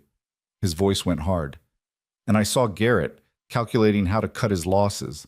And I thought about Clara, about how she'd look at me if I walked away and left you there. About what kind of man just stands by and watches cruelty happen because it's not his problem. He turned to look at Anna directly, and the intensity in his blue eyes made her breath catch. You asked me once what I understood about being powerless. I understand plenty. After Clara died, people in town looked at me different. Poor Caleb Thorne can't even keep a wife alive. Poor Caleb Thorne probably killed her with his selfishness, dragging her up to that mountain. Poor Caleb Thorne alone with a newborn, making a mess of everything. They didn't say it to my face, but I heard the whispers, felt the judgment, knew they were just waiting for me to fail, to prove them right. But you didn't fail. Didn't I? My wife is dead. My son nearly died. I'm living alone on a mountain because I can't stomach being around people who think they know my life better than I do. Caleb's jaw tightened. So yeah, when I saw you standing in that mud with a sack on your head, treated like you weren't worth basic human dignity, I understood. And I couldn't walk away. $50 seemed like a small price to pay to stop that particular cruelty. Anna felt tears prick her eyes. That's the kindest thing anyone has ever done for me. You know that? It's not kind. It's just decent. Or it should be decent. World's gone to hell if basic decency counts as extraordinary kindness. They sat in silence after that, the fire crackling between them, the weight of shared understanding settling like snow. Outside, an owl called, long, lonely notes that echoed through the darkness. Inside, the cabin was warm and safe, and filled with the presence of three people who were learning, slowly and imperfectly, how to be something like a family. The days grew shorter as winter deepened its hold. Snow fell almost daily, building up until the cabin windows were half buried and the world outside became a white, pristine wilderness that was beautiful and deadly in equal measure. Caleb made regular trips to check the trap lines and hunt for fresh meat, always returning before dark, always careful never to leave Anna and Luke alone for too long. Luke grew stronger week by week. His cough faded. Color returned to his pale cheeks. His energy became boundless, requiring constant supervision and creative solutions to keep him occupied during the long winter days when going outside was dangerous. Anna taught him simple songs and games. She showed him how to knead bread dough, which he loved because it let him pound something without getting in trouble. She told him stories, modified fairy tales with the scary parts removed, stories about brave children and kind animals and happy endings that she desperately wanted to believe in. And Luke, in his unself-conscious way, taught her things too. He taught her how to laugh without guilt, how to play without worrying about judgment, how to exist in the moment without constantly calculating her worth or anticipating punishment. You're smiling more, Caleb observed one afternoon while Luke napped and they worked side by side preparing dinner. I noticed. Anna touched her face self-consciously. I suppose I am. Is that all right? More than all right. Suits you. Makes you look... He stopped abruptly, his ears reddening slightly. Makes me look what? Nothing. Never mind. How's that stew coming? But Anna had seen something flicker across his face, something that made her pulse quicken in a way that was entirely inappropriate for a woman in her position. She was here to work, to care for Luke, to be useful. Nothing more.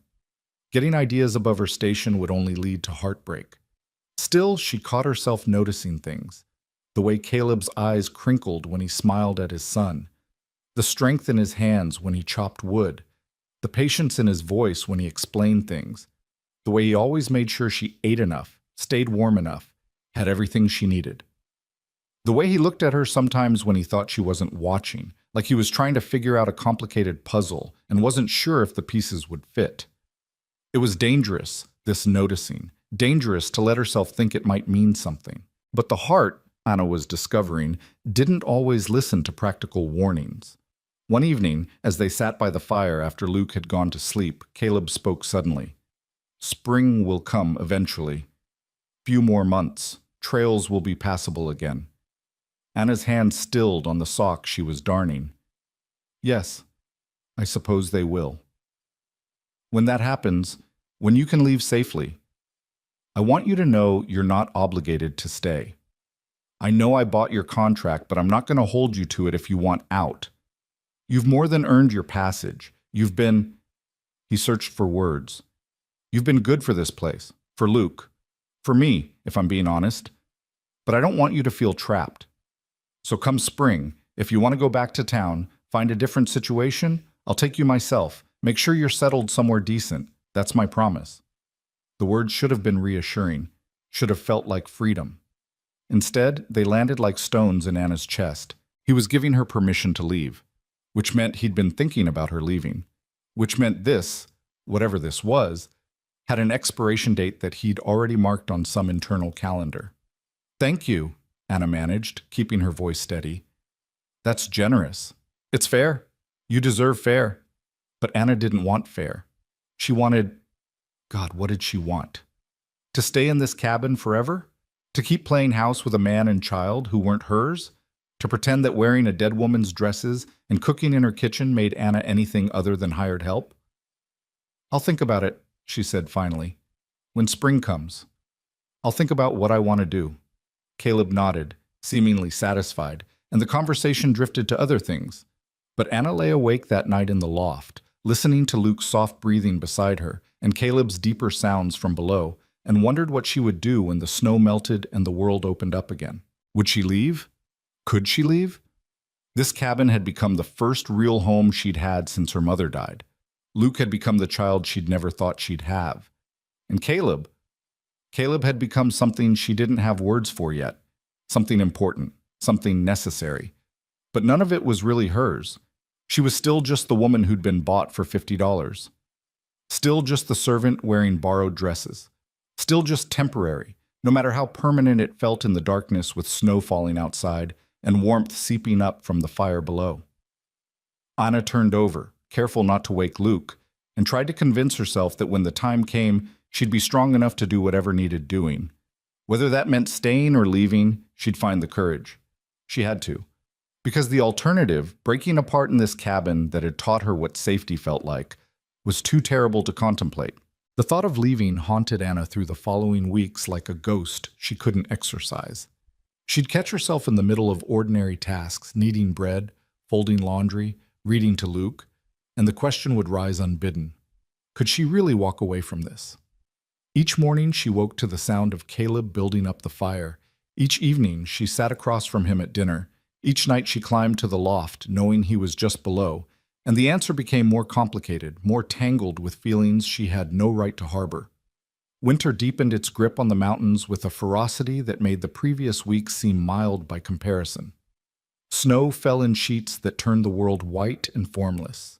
The wind howled like something alive and hungry, rattling the shutters and seeking every crack in the cabin's defenses.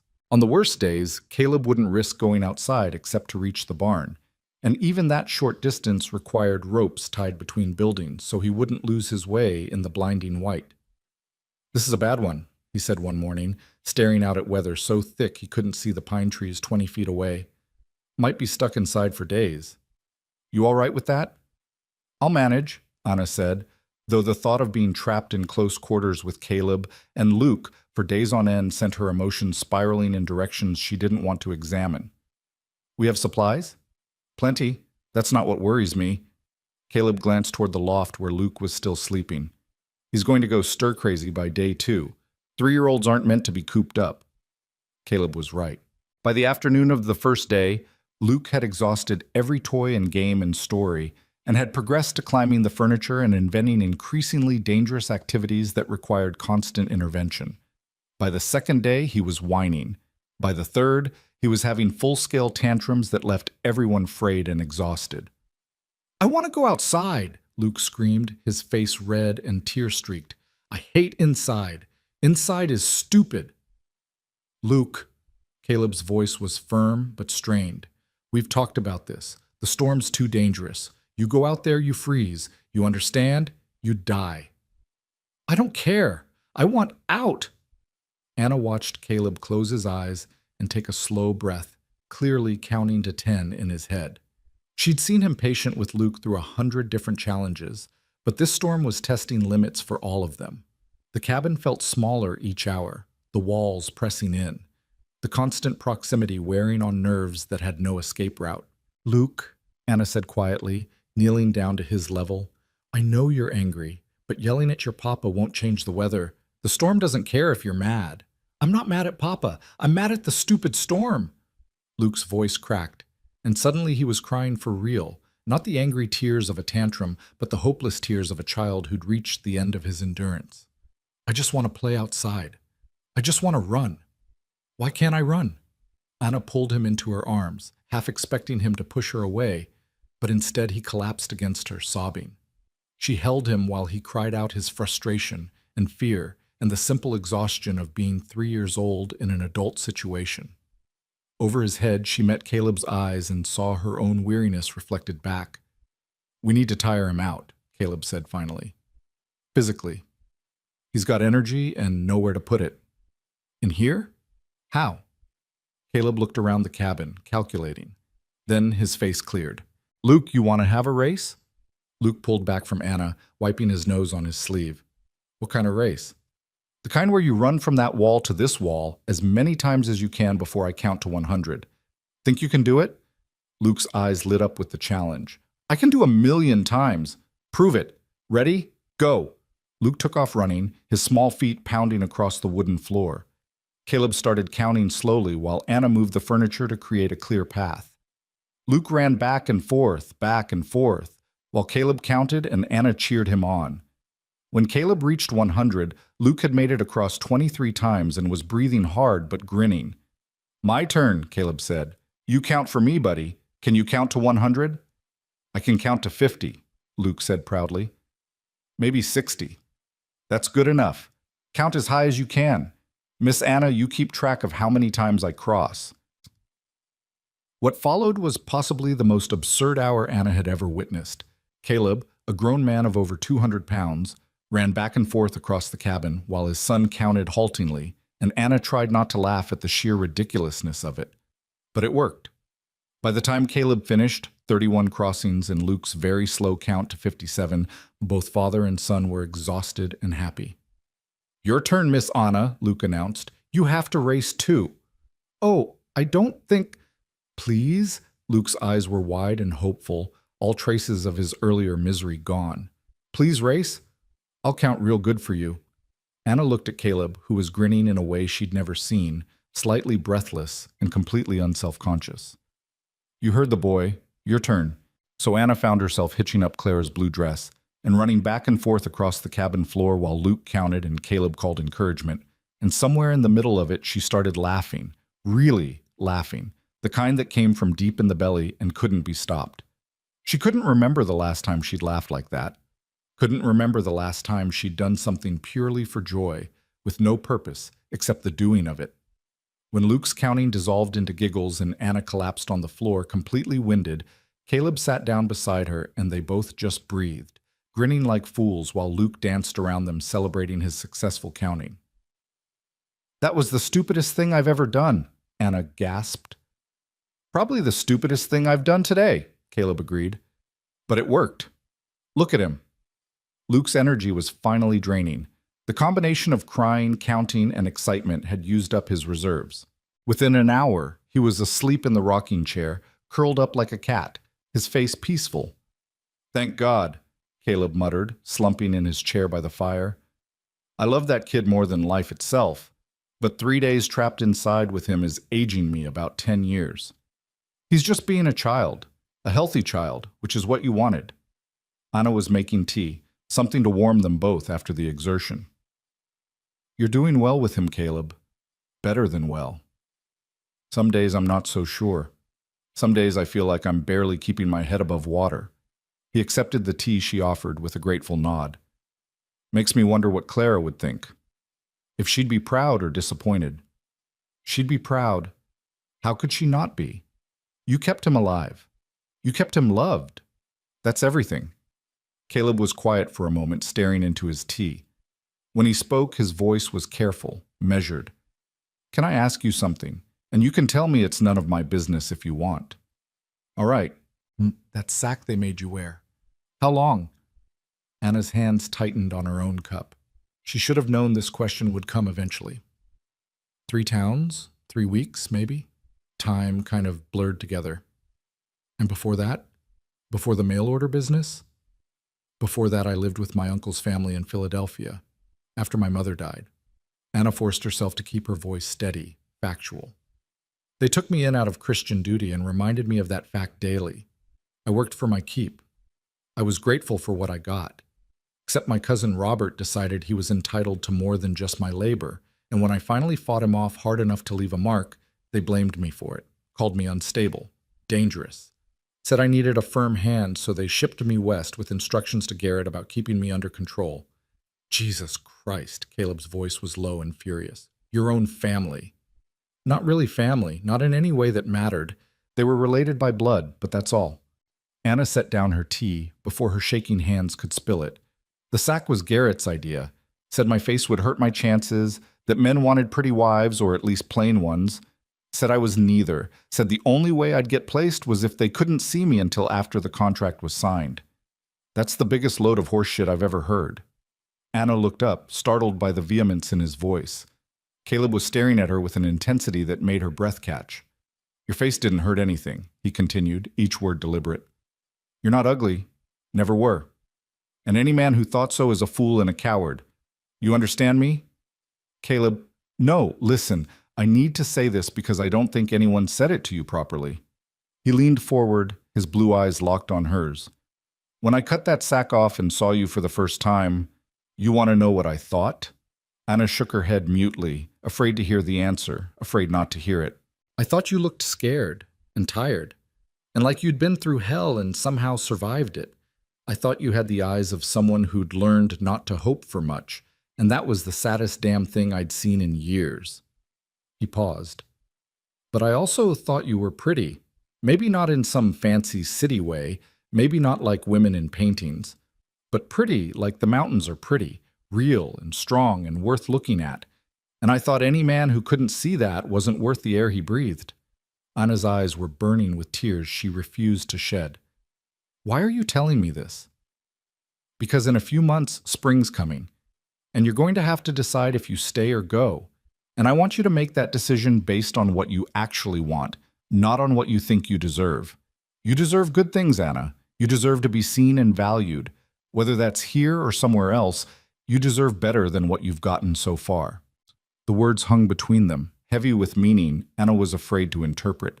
She wanted to ask what he meant, what he wanted, if there was any chance that the feelings growing in her chest had any reflection in his. But Luke chose that moment to stir in his chair, mumbling in his sleep, and the moment shattered. Caleb stood quickly, moving to check on his son. Anna sat by the fire and tried to calm her racing heart, tried to make sense of what had just happened. Had Caleb just told her she was pretty? Had he just suggested he wanted her to stay? Or was she reading too much into simple kindness, letting her desperate heart construct fantasies from fragments of decency? The storm continued for 2 more days. They fell into a strange, intense rhythm. The 3 of them trapped together in the cabin's warm confines, learning each other's rhythms and habits in a way that felt both natural and charged with unspoken tension. Anna caught Caleb watching her sometimes when he thought she was focused on Luke. She found herself hyper-aware of his presence, of the way he moved through the space, of the sound of his voice and his laugh, and the rare moments when he let his guard down completely. Luke, oblivious to the undercurrents, continued to demand attention and entertainment. They told stories, played games, sang songs until their voices were hoarse.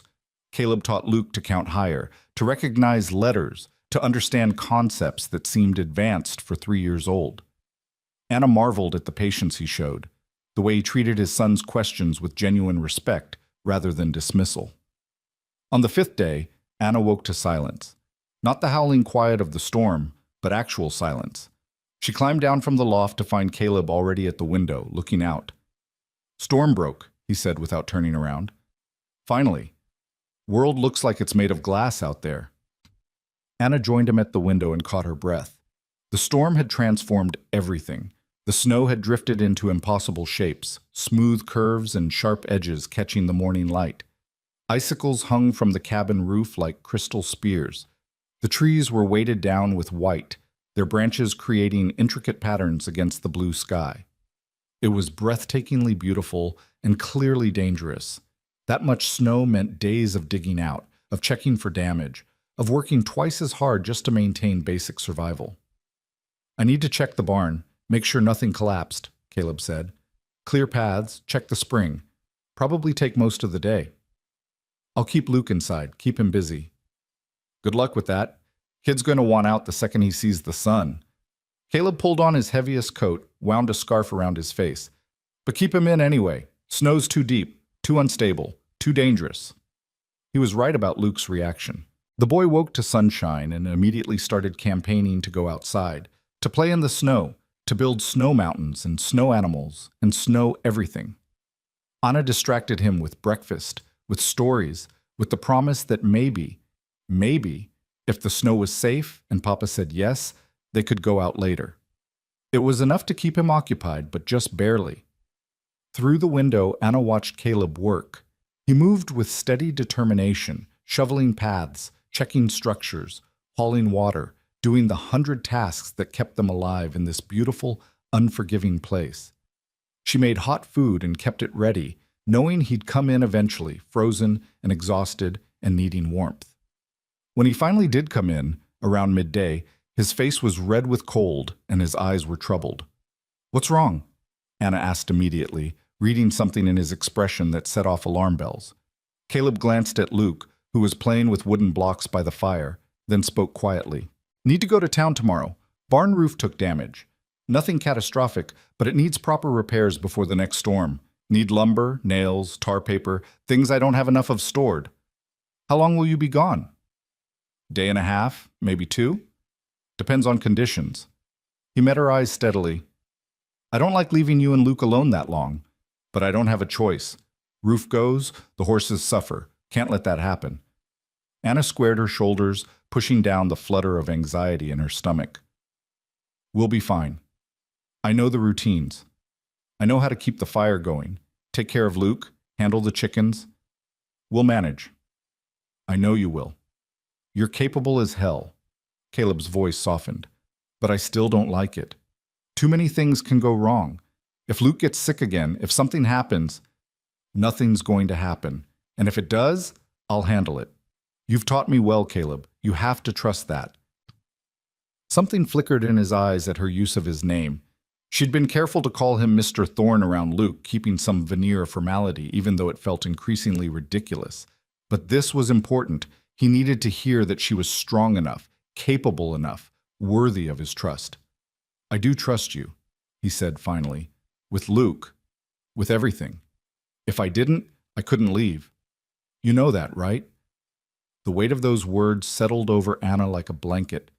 He trusted her with his son, with his home, with everything that mattered to him. It was a gift she hadn't known she needed, validation she'd been starving for since her mother died. "I won't let you down," she promised. Caleb left before dawn the next morning, while Luke was still sleeping. Anna stood at the door and watched him ride away on Smoke, the pack horse trailing behind, and felt the weight of responsibility settle fully onto her shoulders. For the next 2 days, she was in charge. She was the one who had to keep things running, keep Luke safe, keep the careful systems Caleb had built from falling apart. The first day went smoothly enough. Luke was unusually cooperative, perhaps sensing that his father's absence required better behavior. They fell into their routines: breakfast, chores, play, lunch, quiet time, more play, dinner, bedtime stories. Anna kept the fire burning, checked the water trough for ice, fed the chickens while Luke watched from the cabin window. Everything that needed doing got done. But that night, After Luke was asleep, the cabin felt different, empty in a way it hadn't even during those first days before Luke came home. Anna sat by the fire and tried to read, tried to sew, tried to do anything to occupy her mind. But all she could think about was Caleb riding through the dark, navigating dangerous trails, dealing with townfolk who'd judged him and found him wanting. All she could think about was what would happen if he didn't come back. If something went wrong. If she was left here alone with a 3-year-old child and winter still months from ending. She'd have to go back to town, would have to throw herself on someone's mercy, probably end up as a servant in some household even less welcoming than her uncle's. And Luke, God, what would happen to Luke? He'd be orphaned, left to the care of whoever would take him. The thought made her physically ill. Anna forced herself to breathe, to think rationally. Caleb was fine. He'd made this journey hundreds of times. He knew these mountains better than anyone. He'd be back tomorrow, maybe the next day, and everything would go back to normal. This anxiety was irrational, born of too much time alone with her thoughts, and too much invested in a situation that had never been promised as permanent. She went to bed but couldn't sleep, lying in the dark and listening to Luke's soft breathing and the cabin's settling sounds and feeling more alone than she had in months. The second day was harder.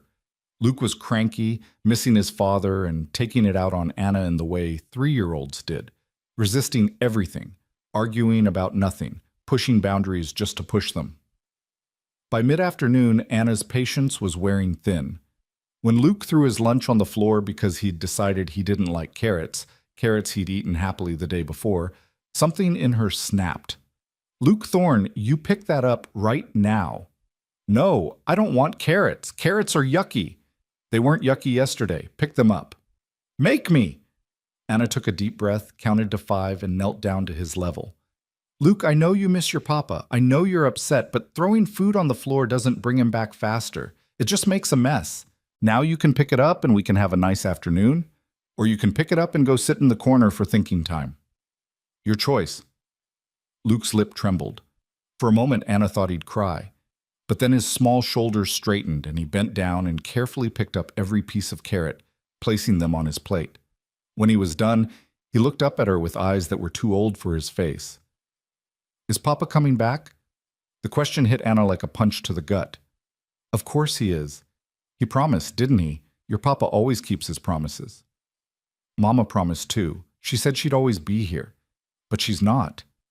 Anna pulled Luke into her lap, the small child who'd lost his mother and nearly died himself, and was now facing the fear that everyone he loved would eventually leave. Your mama didn't mean to break that promise, sweetheart. She wanted to stay. She wanted to watch you grow up more than anything. But sometimes people get sick or hurt, and they can't keep their promises even when they want to. That's different from what your papa's doing. He's just going to town for supplies. He's strong and careful, and he knows how to take care of himself. He'll be back. You promise? Anna knew she shouldn't make promises about things she couldn't control, but looking into Luke's terrified blue eyes, she couldn't help herself. I promise. Your papa is coming back. Luke nodded and relaxed against her, and they sat like that for a long time, holding each other while the afternoon light faded and the cabin grew colder. Anna added wood to the fire one-handed, unwilling to let go of the small, warm weight of the child who'd somehow become hers in all the ways that mattered. When evening came with still no sign of Caleb, Anna made dinner and tried not to let Luke see her worry. They ate quietly, then played a game with wooden blocks. Then Anna read 3 stories instead of the usual one. Finally, Luke fell asleep in her arms by the fire, exhausted from emotion and the day's battles. Anna carried him up to the loft and tucked him into bed, then descended and sat by the fire, watching the flames and trying not to imagine all the terrible things that could happen to a man alone on a mountain trail in winter. Her mind conjured scenarios. A horse going lame, a fall through ice, an encounter with a bear or mountain lion, bandits, illness, injury, a dozen different disasters. She was so lost in dark thoughts that she didn't hear the door at first. It was only when cold air rushed in that she looked up and saw him, Caleb, standing in the doorway covered in snow and exhaustion, but alive, whole, home. Anna was on her feet before she realized she'd moved, crossing the cabin in 3 strides. You're back. Thank God you're back. I was so worried. Luke was asking if you'd come back, and I didn't know what to say, and she stopped abruptly, realizing she'd grabbed the front of Caleb's coat and was practically shaking him, all pretense of calm competence abandoned in the flood of relief. She tried to step back, to compose herself, but Caleb's hands came up to her shoulders, holding her steady. Hey, easy. I'm fine. Everything's fine, just took longer than expected. Had to wait for the sawmill to open, then the trail was worse than I thought. But I'm here now, we're all here. His voice was gentle, the kind of gentle you'd use with a spooked animal or a frightened child. Anna realized she was crying, tears streaming down her face without permission. I'm sorry. I don't know why I just thought, I know, I'm sorry I worried you. Caleb pulled her forward just slightly, just enough that her forehead rested against his chest. She could feel his heartbeat through all the layers of clothing, steady and strong and real. You did good, Anna. Taking care of Luke, keeping everything running. You did real good. They stood like that for a long moment, Anna crying quietly against Caleb's chest while he held her shoulders and let her fall apart. It wasn't romantic, wasn't anything but two people who'd been through something difficult and survived. But it mattered. It mattered more than Anna had words for. Finally, she pulled back, wiping her eyes roughly. I'm sorry, that was inappropriate. I shouldn't have... Stop apologizing. You were scared. That's human. Nothing wrong with it.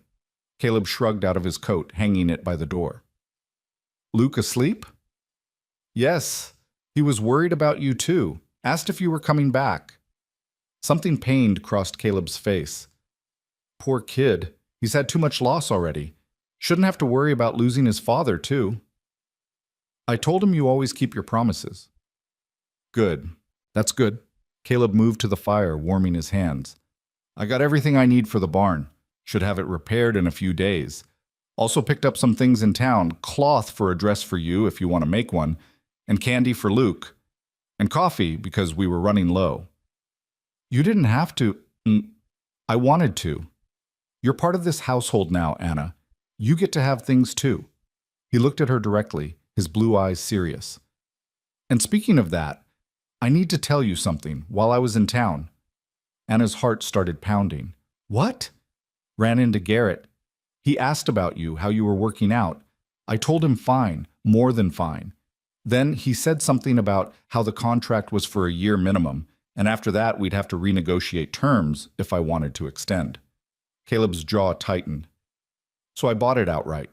The full contract, all remaining time, any extensions, paid him what he asked and got the papers signed proper. You're not his anymore. Not anyone's but your own. Anna stared at him, trying to process what he was saying. You bought out my contract? I did.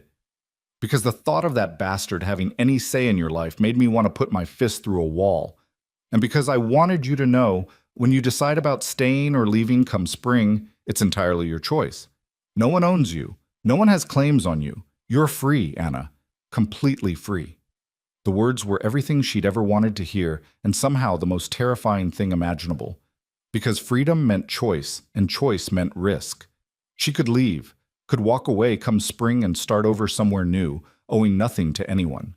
Or she could stay, could choose this cabin, this child, this man, and risk her heart in ways that might destroy her if it all fell apart. I don't know what to say, she whispered. Don't have to say anything tonight. Just wanted you to know. The papers are in my pack if you want to see them. But for now, I'm freezing and exhausted and I need food and sleep. Think you can heat up some of whatever you made for dinner? Anna nodded mutely and moved to the stove, her mind spinning. Free.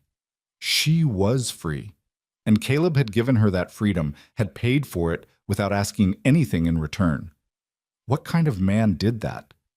What kind of man looked at a woman bought under duress and decided the right thing to do was give her back her choices? They ate in comfortable silence, both too tired for much conversation. When they were done, Caleb banked the fire and they went to their respective sleeping places without ceremony. But as Anna lay in the darkness of the loft with Luke sleeping peacefully beside her, she knew something fundamental had shifted. She wasn't the unwanted bride anymore. Wasn't the woman in the sack or the poor relation or the mail-order disaster. She was Anna Rowe, free woman. And come spring, she'd have to figure out what that meant and what she wanted to do with it. But tonight, She could just rest in the knowledge that she'd kept her promise to Luke, that Caleb had come home safe, that the three of them were together under one roof while the mountain winter pressed close outside. It was enough. For now, it was more than enough. The knowledge of her freedom changed something in Anna, though she couldn't have articulated exactly what. She moved through the following days with a lightness she hadn't felt since before her mother died, as if some weight she'd been carrying had finally been set down. The contract papers sat in the trunk near her pallet. Caleb had given them to her the morning after he returned, wordlessly handing over the folded documents that proved she belonged to no one but herself. She'd read them 3 times, tracing the signatures and stamps that made it official, barely believing it was real. Winter continued its slow march toward spring, each day bringing imperceptible changes that accumulated into transformation. The sun rose earlier and set later.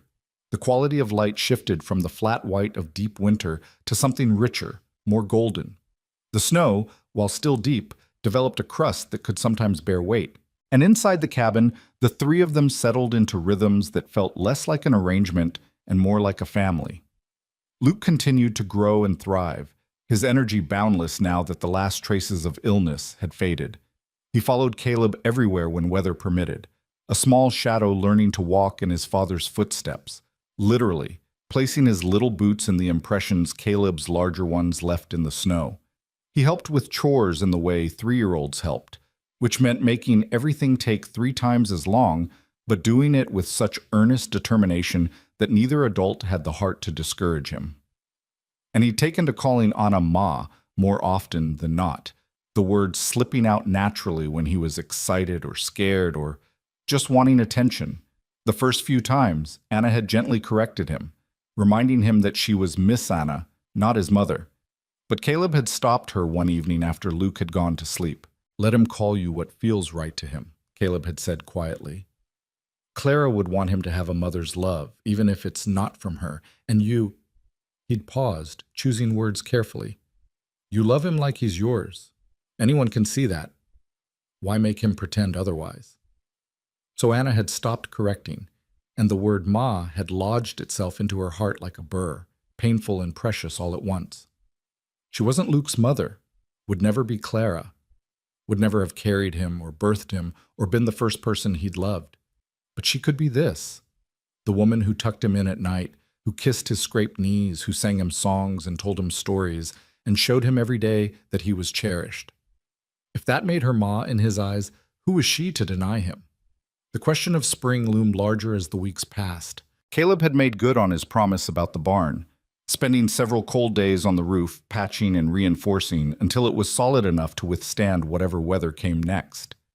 He'd also spent more time than usual checking the trails, gauging the snow depth, watching the sky with the experienced eye of someone reading signs Anna was only beginning to understand.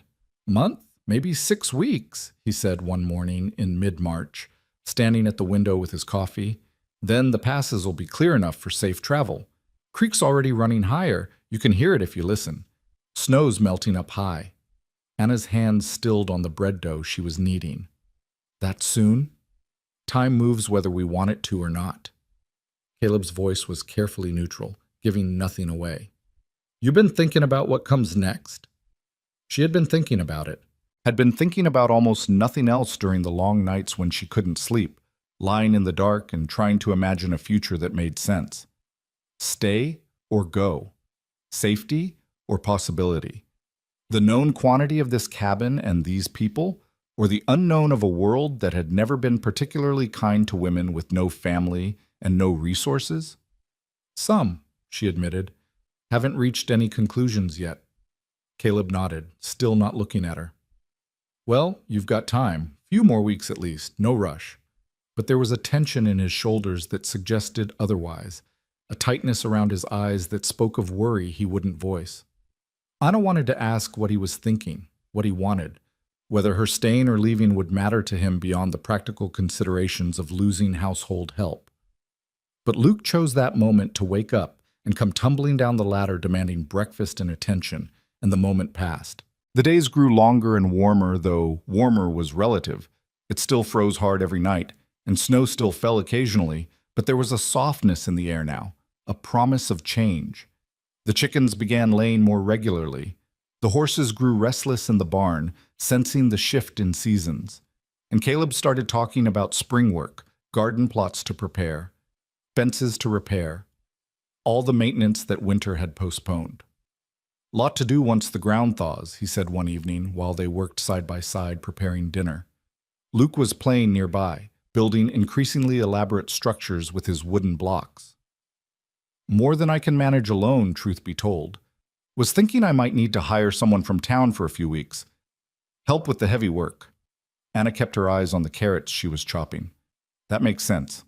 Unless—" Caleb stopped, started again. "Unless you were planning to stay.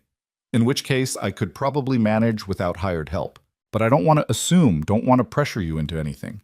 "You're not pressuring me." "Good. That's good."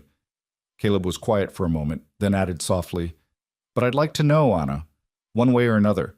Not because I'm trying to force a decision, but because I need to plan. Need to know what I'm working with." It was a fair request, more than fair given that he'd been patient for months while she wrestled with herself. Anna set down her knife and turned to face him properly. "Can I ask you something first?" "Of course." "If I stay, what would that look like? Would I still be hired help? Would I have wages? Would there be a contract? I need to understand what I'd be agreeing to." Caleb's jaw worked as he considered his answer. Finally, he set down the pot he'd been holding and met her eyes directly. "I've been thinking about that a lot, and here's what I've come up with, though you're free to negotiate if it doesn't suit." He took a breath, and Anna could see him steeling himself for something. "If you stay, it wouldn't be as hired help. It'd be as family. My wife, if you'd be willing. Luke's mother in truth as well as practice. A full partner in this homestead, with equal say in decisions and equal claim to everything we build. I'm not rich, but what I have would be half yours. The cabin, the land, the animals, all of it." Anna's heart was pounding so hard she could barely hear over the rush of blood in her ears. "You're asking me to marry you?" "I am. Not because I need a housekeeper or because Luke needs a mother, though both those things are true, but because—" He stopped, his face working with emotion. "Because these past months, you've made this place feel like home again. Because I wake up in the morning and I'm grateful you're here. Because I watch you with Luke and I see kindness and patience and love, and I think Clara would have liked you, would have approved. Because when I thought about you leaving, about this cabin going back to being just me and Luke, it felt like losing something precious before I'd fully understood I had it. Caleb, I'm not asking you to love me," he continued, the words coming faster now, like he needed to get them all out before he lost his nerve. "I know that's not something you can force, and I know this situation isn't what anyone dreams of. You were bought like property, and I was the man who bought you, and that's a hell of a foundation for anything. But I respect you, Anna. I admire you, and I hope that over time, maybe we could build something good together, something real." Anna realized she was crying, tears streaming down her face while Luke played obliviously a few feet away. "You said you weren't asking me to love you." "I'm not. I wouldn't presume, but what if I already do?" The words burst out before Anna could stop them, raw and honest and terrifying. "What if I've been half in love with you since that first night when you told me I deserved better? What if every day I've spent here has made it worse until I can't imagine being anywhere else, with anyone else? What if the thought of leaving makes me feel like I'm being torn in half?" Caleb stared at her, his blue eyes wide with something that looked like wonder. "Anna, I'm not Clara," she said, needing him to understand. "I'll never be her. I can't replace her or be what she was to you. But I can be myself. I can love you as I am and love Luke with everything I have and try my best to be a good wife and partner and mother. If that's enough, if I'm enough, then yes. Yes, I'll marry you. Yes, I'll stay." For a moment, Caleb didn't move. Then, slowly, carefully, he crossed the distance between them and cupped her face in his calloused hands, wiping away her tears with his thumbs. "You're more than enough. You've always been more than enough. I just didn't know if you could see it." "I'm starting to," Anna whispered. "You've been teaching me, you and Luke both. Caleb smiled then, a real smile that transformed his entire face, and suddenly Anna could see what he must have looked like as a younger man, before grief and responsibility had carved lines into his features. So that's a yes? You'll marry me? That's a yes. Papa, what's happening? Luke's voice cut through the moment. He'd abandoned his blocks and was staring at them with wide, curious eyes. Why is Miss Anna crying? Are you being mean to her? Caleb laughed, the sound slightly shaky. No, buddy, opposite of mean. I just asked Miss Anna if she'd like to stay with us forever, be part of our family. What do you think about that? Luke's face lit up like the sun breaking through clouds. Forever? She'd be here forever? If she wants to be, if that's all right with you. Luke launched himself at Anna, wrapping his small arms around her legs with enough force to nearly knock her over. Yes, yes, yes, yes, stay forever, Ma. Please stay forever. Anna picked him up, this child who'd somehow claimed her heart, and held him close while he squeezed her neck and chattered excitedly about all the things they'd do together, all the adventures they'd have, all the ways their life would be perfect now that she was staying.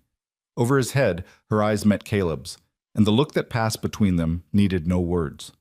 This was real. This was happening. This strange, unexpected family that had formed from desperation and necessity was choosing to become permanent. That evening, after Luke had finally fallen asleep, exhausted from the excitement of the day, Caleb and Anna sat by the fire and talked about practicalities. When to marry, how to manage the announcement in town, what changes might need to be made to the cabin. But underneath the practical discussions ran a current of something deeper, a tentative exploration of what their life together might actually look like. I need you to know, Caleb said at one point, his voice serious, that I'm not expecting, that is, I understand if you need time before. He stopped, clearly struggling. The marriage bed. I won't force anything. We can take that slow as you need. Anna felt her face flush, but she appreciated his consideration. Thank you. I don't have experience with. Neither do I, much. Clara was my first and only, and it was good between us, but it took time to learn each other. I'm willing to take that time with you too. No pressure. No expectations except respect and patience. The conversation was awkward, both of them dancing around words they'd been raised to consider too intimate for open discussion. But there was kindness in the awkwardness, a mutual commitment to honesty that made Anna feel safer than any amount of smooth talking would have. I want children, she said suddenly. Eventually. I know Luke is yours and Clara's, and I'd never try to replace her in his memories. But I'd like to have my own too, if we're blessed that way. Would that be all right? Caleb's face softened. More than all right. I'd love to have more children, give Luke siblings, fill this cabin with noise and chaos. He paused. But I won't lie, childbirth scares me. What happened with Clara, I know. And I can't promise it won't be dangerous. But women have babies every day and survive. We'll be careful. We'll have the doctor. We'll do everything right. Anna reached across the space between their chairs and took his hand, lacing her fingers through his. We'll face it together, like everything else. Caleb squeezed her hand, his grip warm and strong. Together, I like the sound of that. They sat in comfortable silence for a while, hands linked, watching the fire burn down. Finally, Caleb spoke again. There's something else I need to tell you, about Clara. Anna tensed slightly but nodded. All right. I loved her deeply. And I still do in a way. You can't just stop loving someone because they're gone. She'll always be part of me, part of Luke, part of this cabin. He turned to look at Anna directly. But what I feel for you, it's not less because I loved her first. It's not a betrayal of her memory. It's just different, new, its own thing. And I need you to know that you're not a replacement or a consolation prize. You're Anna. And that's who I want. That's who I choose. The words broke something open in Anna's chest, some last defense she'd been holding on to. Thank you, she whispered. Thank you for saying that. Thank you for believing it. They made plans to marry in April, once the trails were fully passable, and they could make the journey to Helena for a proper ceremony. Caleb wanted it official, wanted papers filed with the territorial clerk, wanted no ambiguity about Anna's status as his wife and Luke's mother. He also wanted witnesses beyond just themselves, wanted the community to acknowledge what they were building. "Might get some talk," he warned. "Mail-order bride marrying the man who bought her. Some folks will have opinions." "Let them talk. I've survived worse than gossip." "That you have." Caleb smiled at her, and Anna felt warmth bloom in her chest. "That you definitely have." The weeks that followed were strange and sweet, a period of adjustment as they shifted from their old dynamic to something new. They were more physically affectionate now. Nothing scandalous, but small touches in passing, hands that lingered when reaching for the same object. A casual kiss dropped on Anna's head when Caleb passed her chair. Luke noticed and seemed delighted by it, often demanding that they both kiss him goodnight, one on each cheek, before he'd consent to sleep. Anna also began wearing the green dress she'd found at the bottom of Clara's trunk, the fine one with the lace collar. When she'd asked Caleb if it was appropriate, he'd looked at her for a long moment before nodding. "Clara would want you to wear it. She'd want her things used, not moldering in a trunk. And besides," he'd smiled slightly, "you look beautiful in it. Seems a shame to waste it." The compliment had made Anna's heart race, and she'd worn the dress to dinner that night, feeling almost pretty for the first time in her life. As April approached, Caleb made another trip to town, this time with Anna and Luke accompanying him. It was Luke's first journey down the mountain since his illness, and he was beside himself with excitement, chattering endlessly about all the things he'd see and do. Anna was more nervous, knowing this would be her first time facing Helena as Caleb's intended, rather than as the desperate woman in a sack. The journey took most of the day, the trails still muddy and difficult despite the warming weather.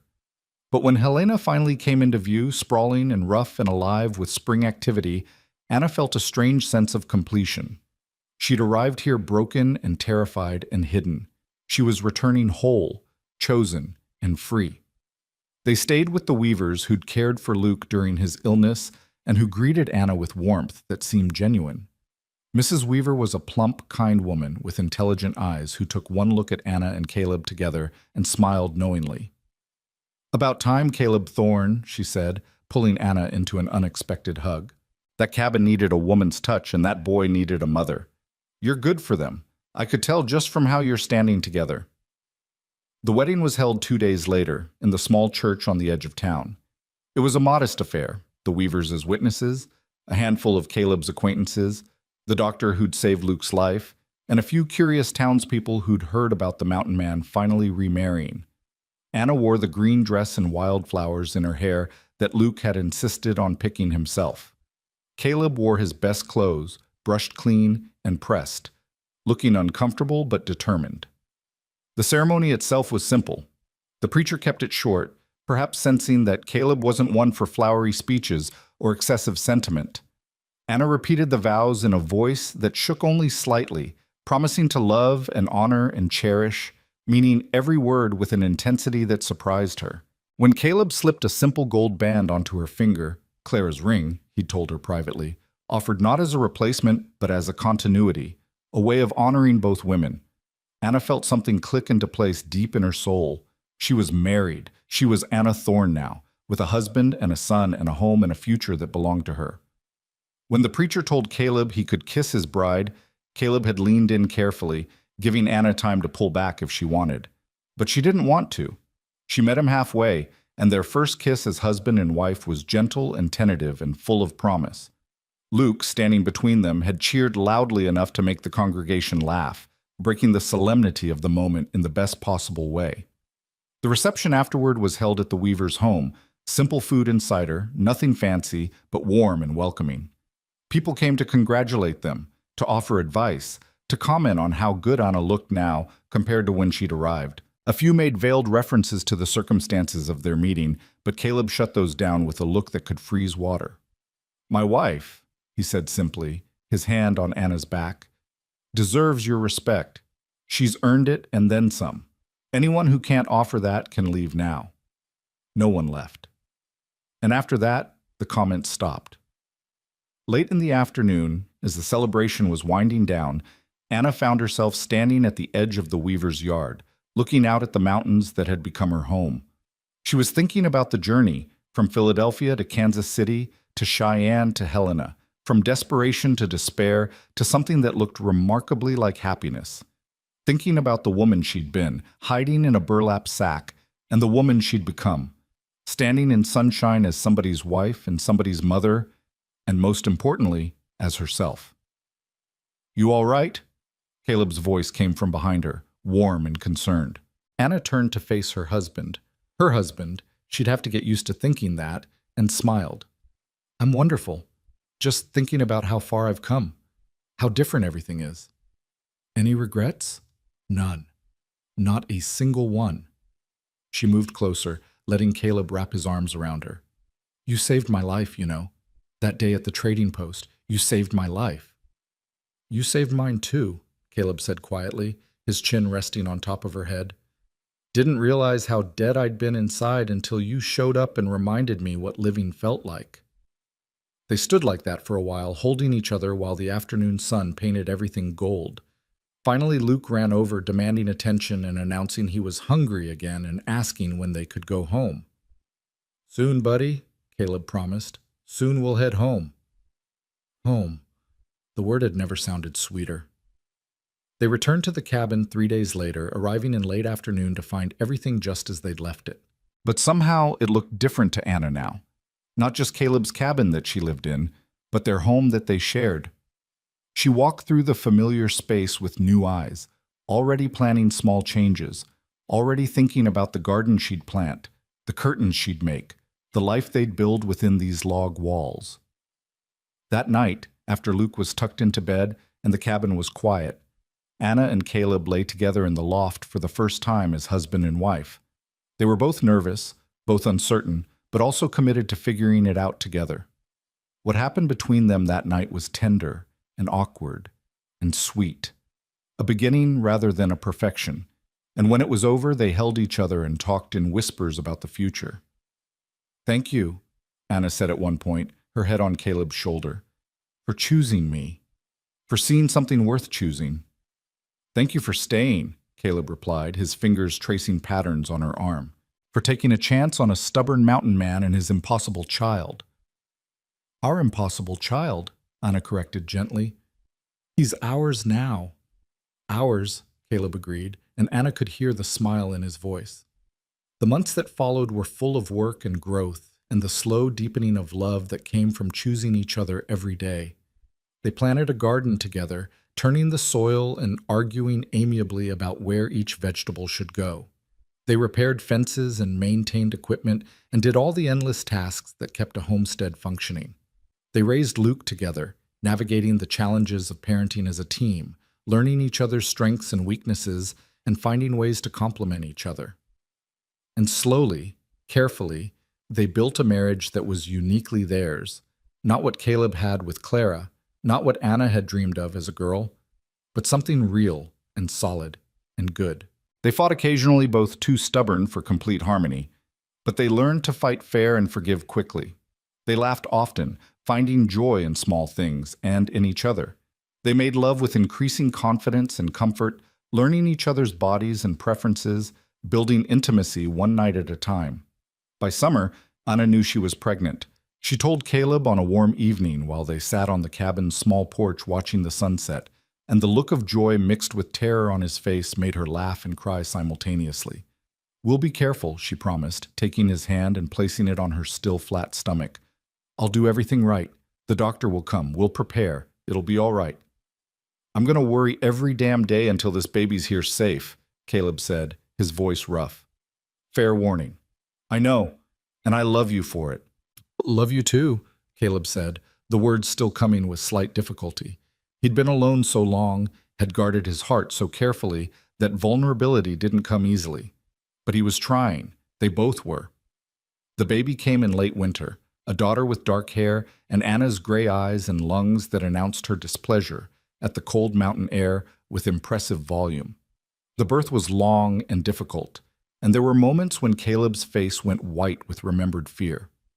But Anna was strong, and the doctor was skilled, and when it was over, they had a healthy, furious baby girl and a mother who was exhausted but alive. They named her Clara Rose Thorne, honoring both the woman who'd come before and the new life they were building. Luke was enchanted with his baby sister, wanting to hold her constantly and bring her rocks and flowers and various treasures he deemed worthy of her attention. "Ma, she's so small," he whispered, holding her carefully with Anna's help. "Was I this small?" "Even smaller," Anna told him. "You were tiny when you were born. Your papa could hold you in one hand." "Did my first mama love me?" The question, asked with 4-year-old directness, made both Anna and Caleb freeze. They'd talked about this, about how to handle questions about Clara, about how to honor her memory while building their new family. But theory was different than practice. "She loved you more than anything in the world," Anna said carefully. "She wanted you so badly, and when you were born, she was so happy. She would have stayed with you forever if she could have. But sometimes people get sick and have to leave, even when they don't want to. That doesn't mean they stop loving you. Your first mama loves you still, wherever she is. And I love you too. You have 2 mamas who love you, one in heaven and one right here. That makes you pretty lucky." Luke considered this gravely, then nodded. "I am lucky. And now Rose has 2 mamas too, if you count the heaven one." "That's right." "Good. Everyone should have lots of people who love them." Out of the mouths of babes, Anna thought, meeting Caleb's eyes over their children's heads and seeing tears there that matched her own. The years that followed were full and rich and sometimes hard, but always purposeful. They had another child, a son they named William after Anna's father, who died when she was small. They expanded the cabin, adding a room for the growing family. They became fixtures in Helena's community, not exactly town people, but respected members who came down the mountain for church and supplies and the occasional social gathering. People still talked sometimes about how they'd met, about the mail-order bride and the mountain man who'd bought her, but the talk had lost its edge, had become just part of their story rather than a scandal. And when people looked at Anna and Caleb together, looked at the way they moved in sync, the way they communicated without words, the way they'd built something solid from unpromising beginnings, most just saw a couple who'd figured out how to love each other well. Luke grew into a clever, kind boy who adored his younger siblings and showed early talent for working with wood and machinery. Rose turned out to be fearless and strong-willed, already showing signs of being able to wrap her father around her little finger. William was quiet and thoughtful, happiest with a book or watching the world with curious eyes. And Anna became the woman she'd always had the potential to be, but had never had the space or safety to discover. She was confident now, comfortable in her own skin in a way she'd never been when she was young. The woman who'd worn a burlap sack was still part of her, would always be part of her, but she'd integrated that pain into something larger and more complex. She'd taken the worst thing that had ever happened to her and alchemized it into the best thing, into a life worth living and a family worth fighting for. One spring morning, years after that first journey down the mountain, Anna stood at the window of their expanded cabin and watched her family in the yard. Caleb was showing Luke how to repair a fence, their dark heads bent together over the work. Rose was chasing chickens, still demon chickens, still mean, but now there were more of them, while shrieking with laughter. William sat on the porch steps reading in the morning sun. "Ma," Rose's voice carried clearly, "come look at this flower. It's got a bug on it." Anna smiled and headed for the door, calling back that she was coming. But she paused on the threshold, looking back at the cabin that had become her home, thinking about the journey that had brought her here. She'd been bought for 50 silver coins and the promise of a month's supplies. She'd been considered worthless, unwanted, a burden to be discarded. She'd worn a sack over her face because people couldn't bear to look at her. And now she was Anna Thorne, wife and mother, partner and friend, beloved and necessary. Now she was home. The mountain man who'd bought her had seen something no one else had, not just potential, but worth. He'd seen a person in pain and decided that kindness mattered more than convenience. And in doing so, he'd given her the chance to discover who she really was, who she could become when someone believed in her enough to give her space to grow. It wasn't a fairy tale. It was better than a fairy tale, because it was real, messy and complicated and hard-won and absolutely, perfectly worth it. "Ma, the bug is eating the flower!" Anna laughed and stepped out into the sunshine, into the life she'd built flower by flower, choice by choice, day by careful day. And as Caleb looked up from his work and smiled at her, that rare, warm smile that was hers and hers alone, she knew without question that she'd made the right choice all those years ago when she'd said yes to staying, yes to marriage, yes to this impossible, wonderful life. She was exactly where she was meant to be, and she'd never been more grateful for anything in her life.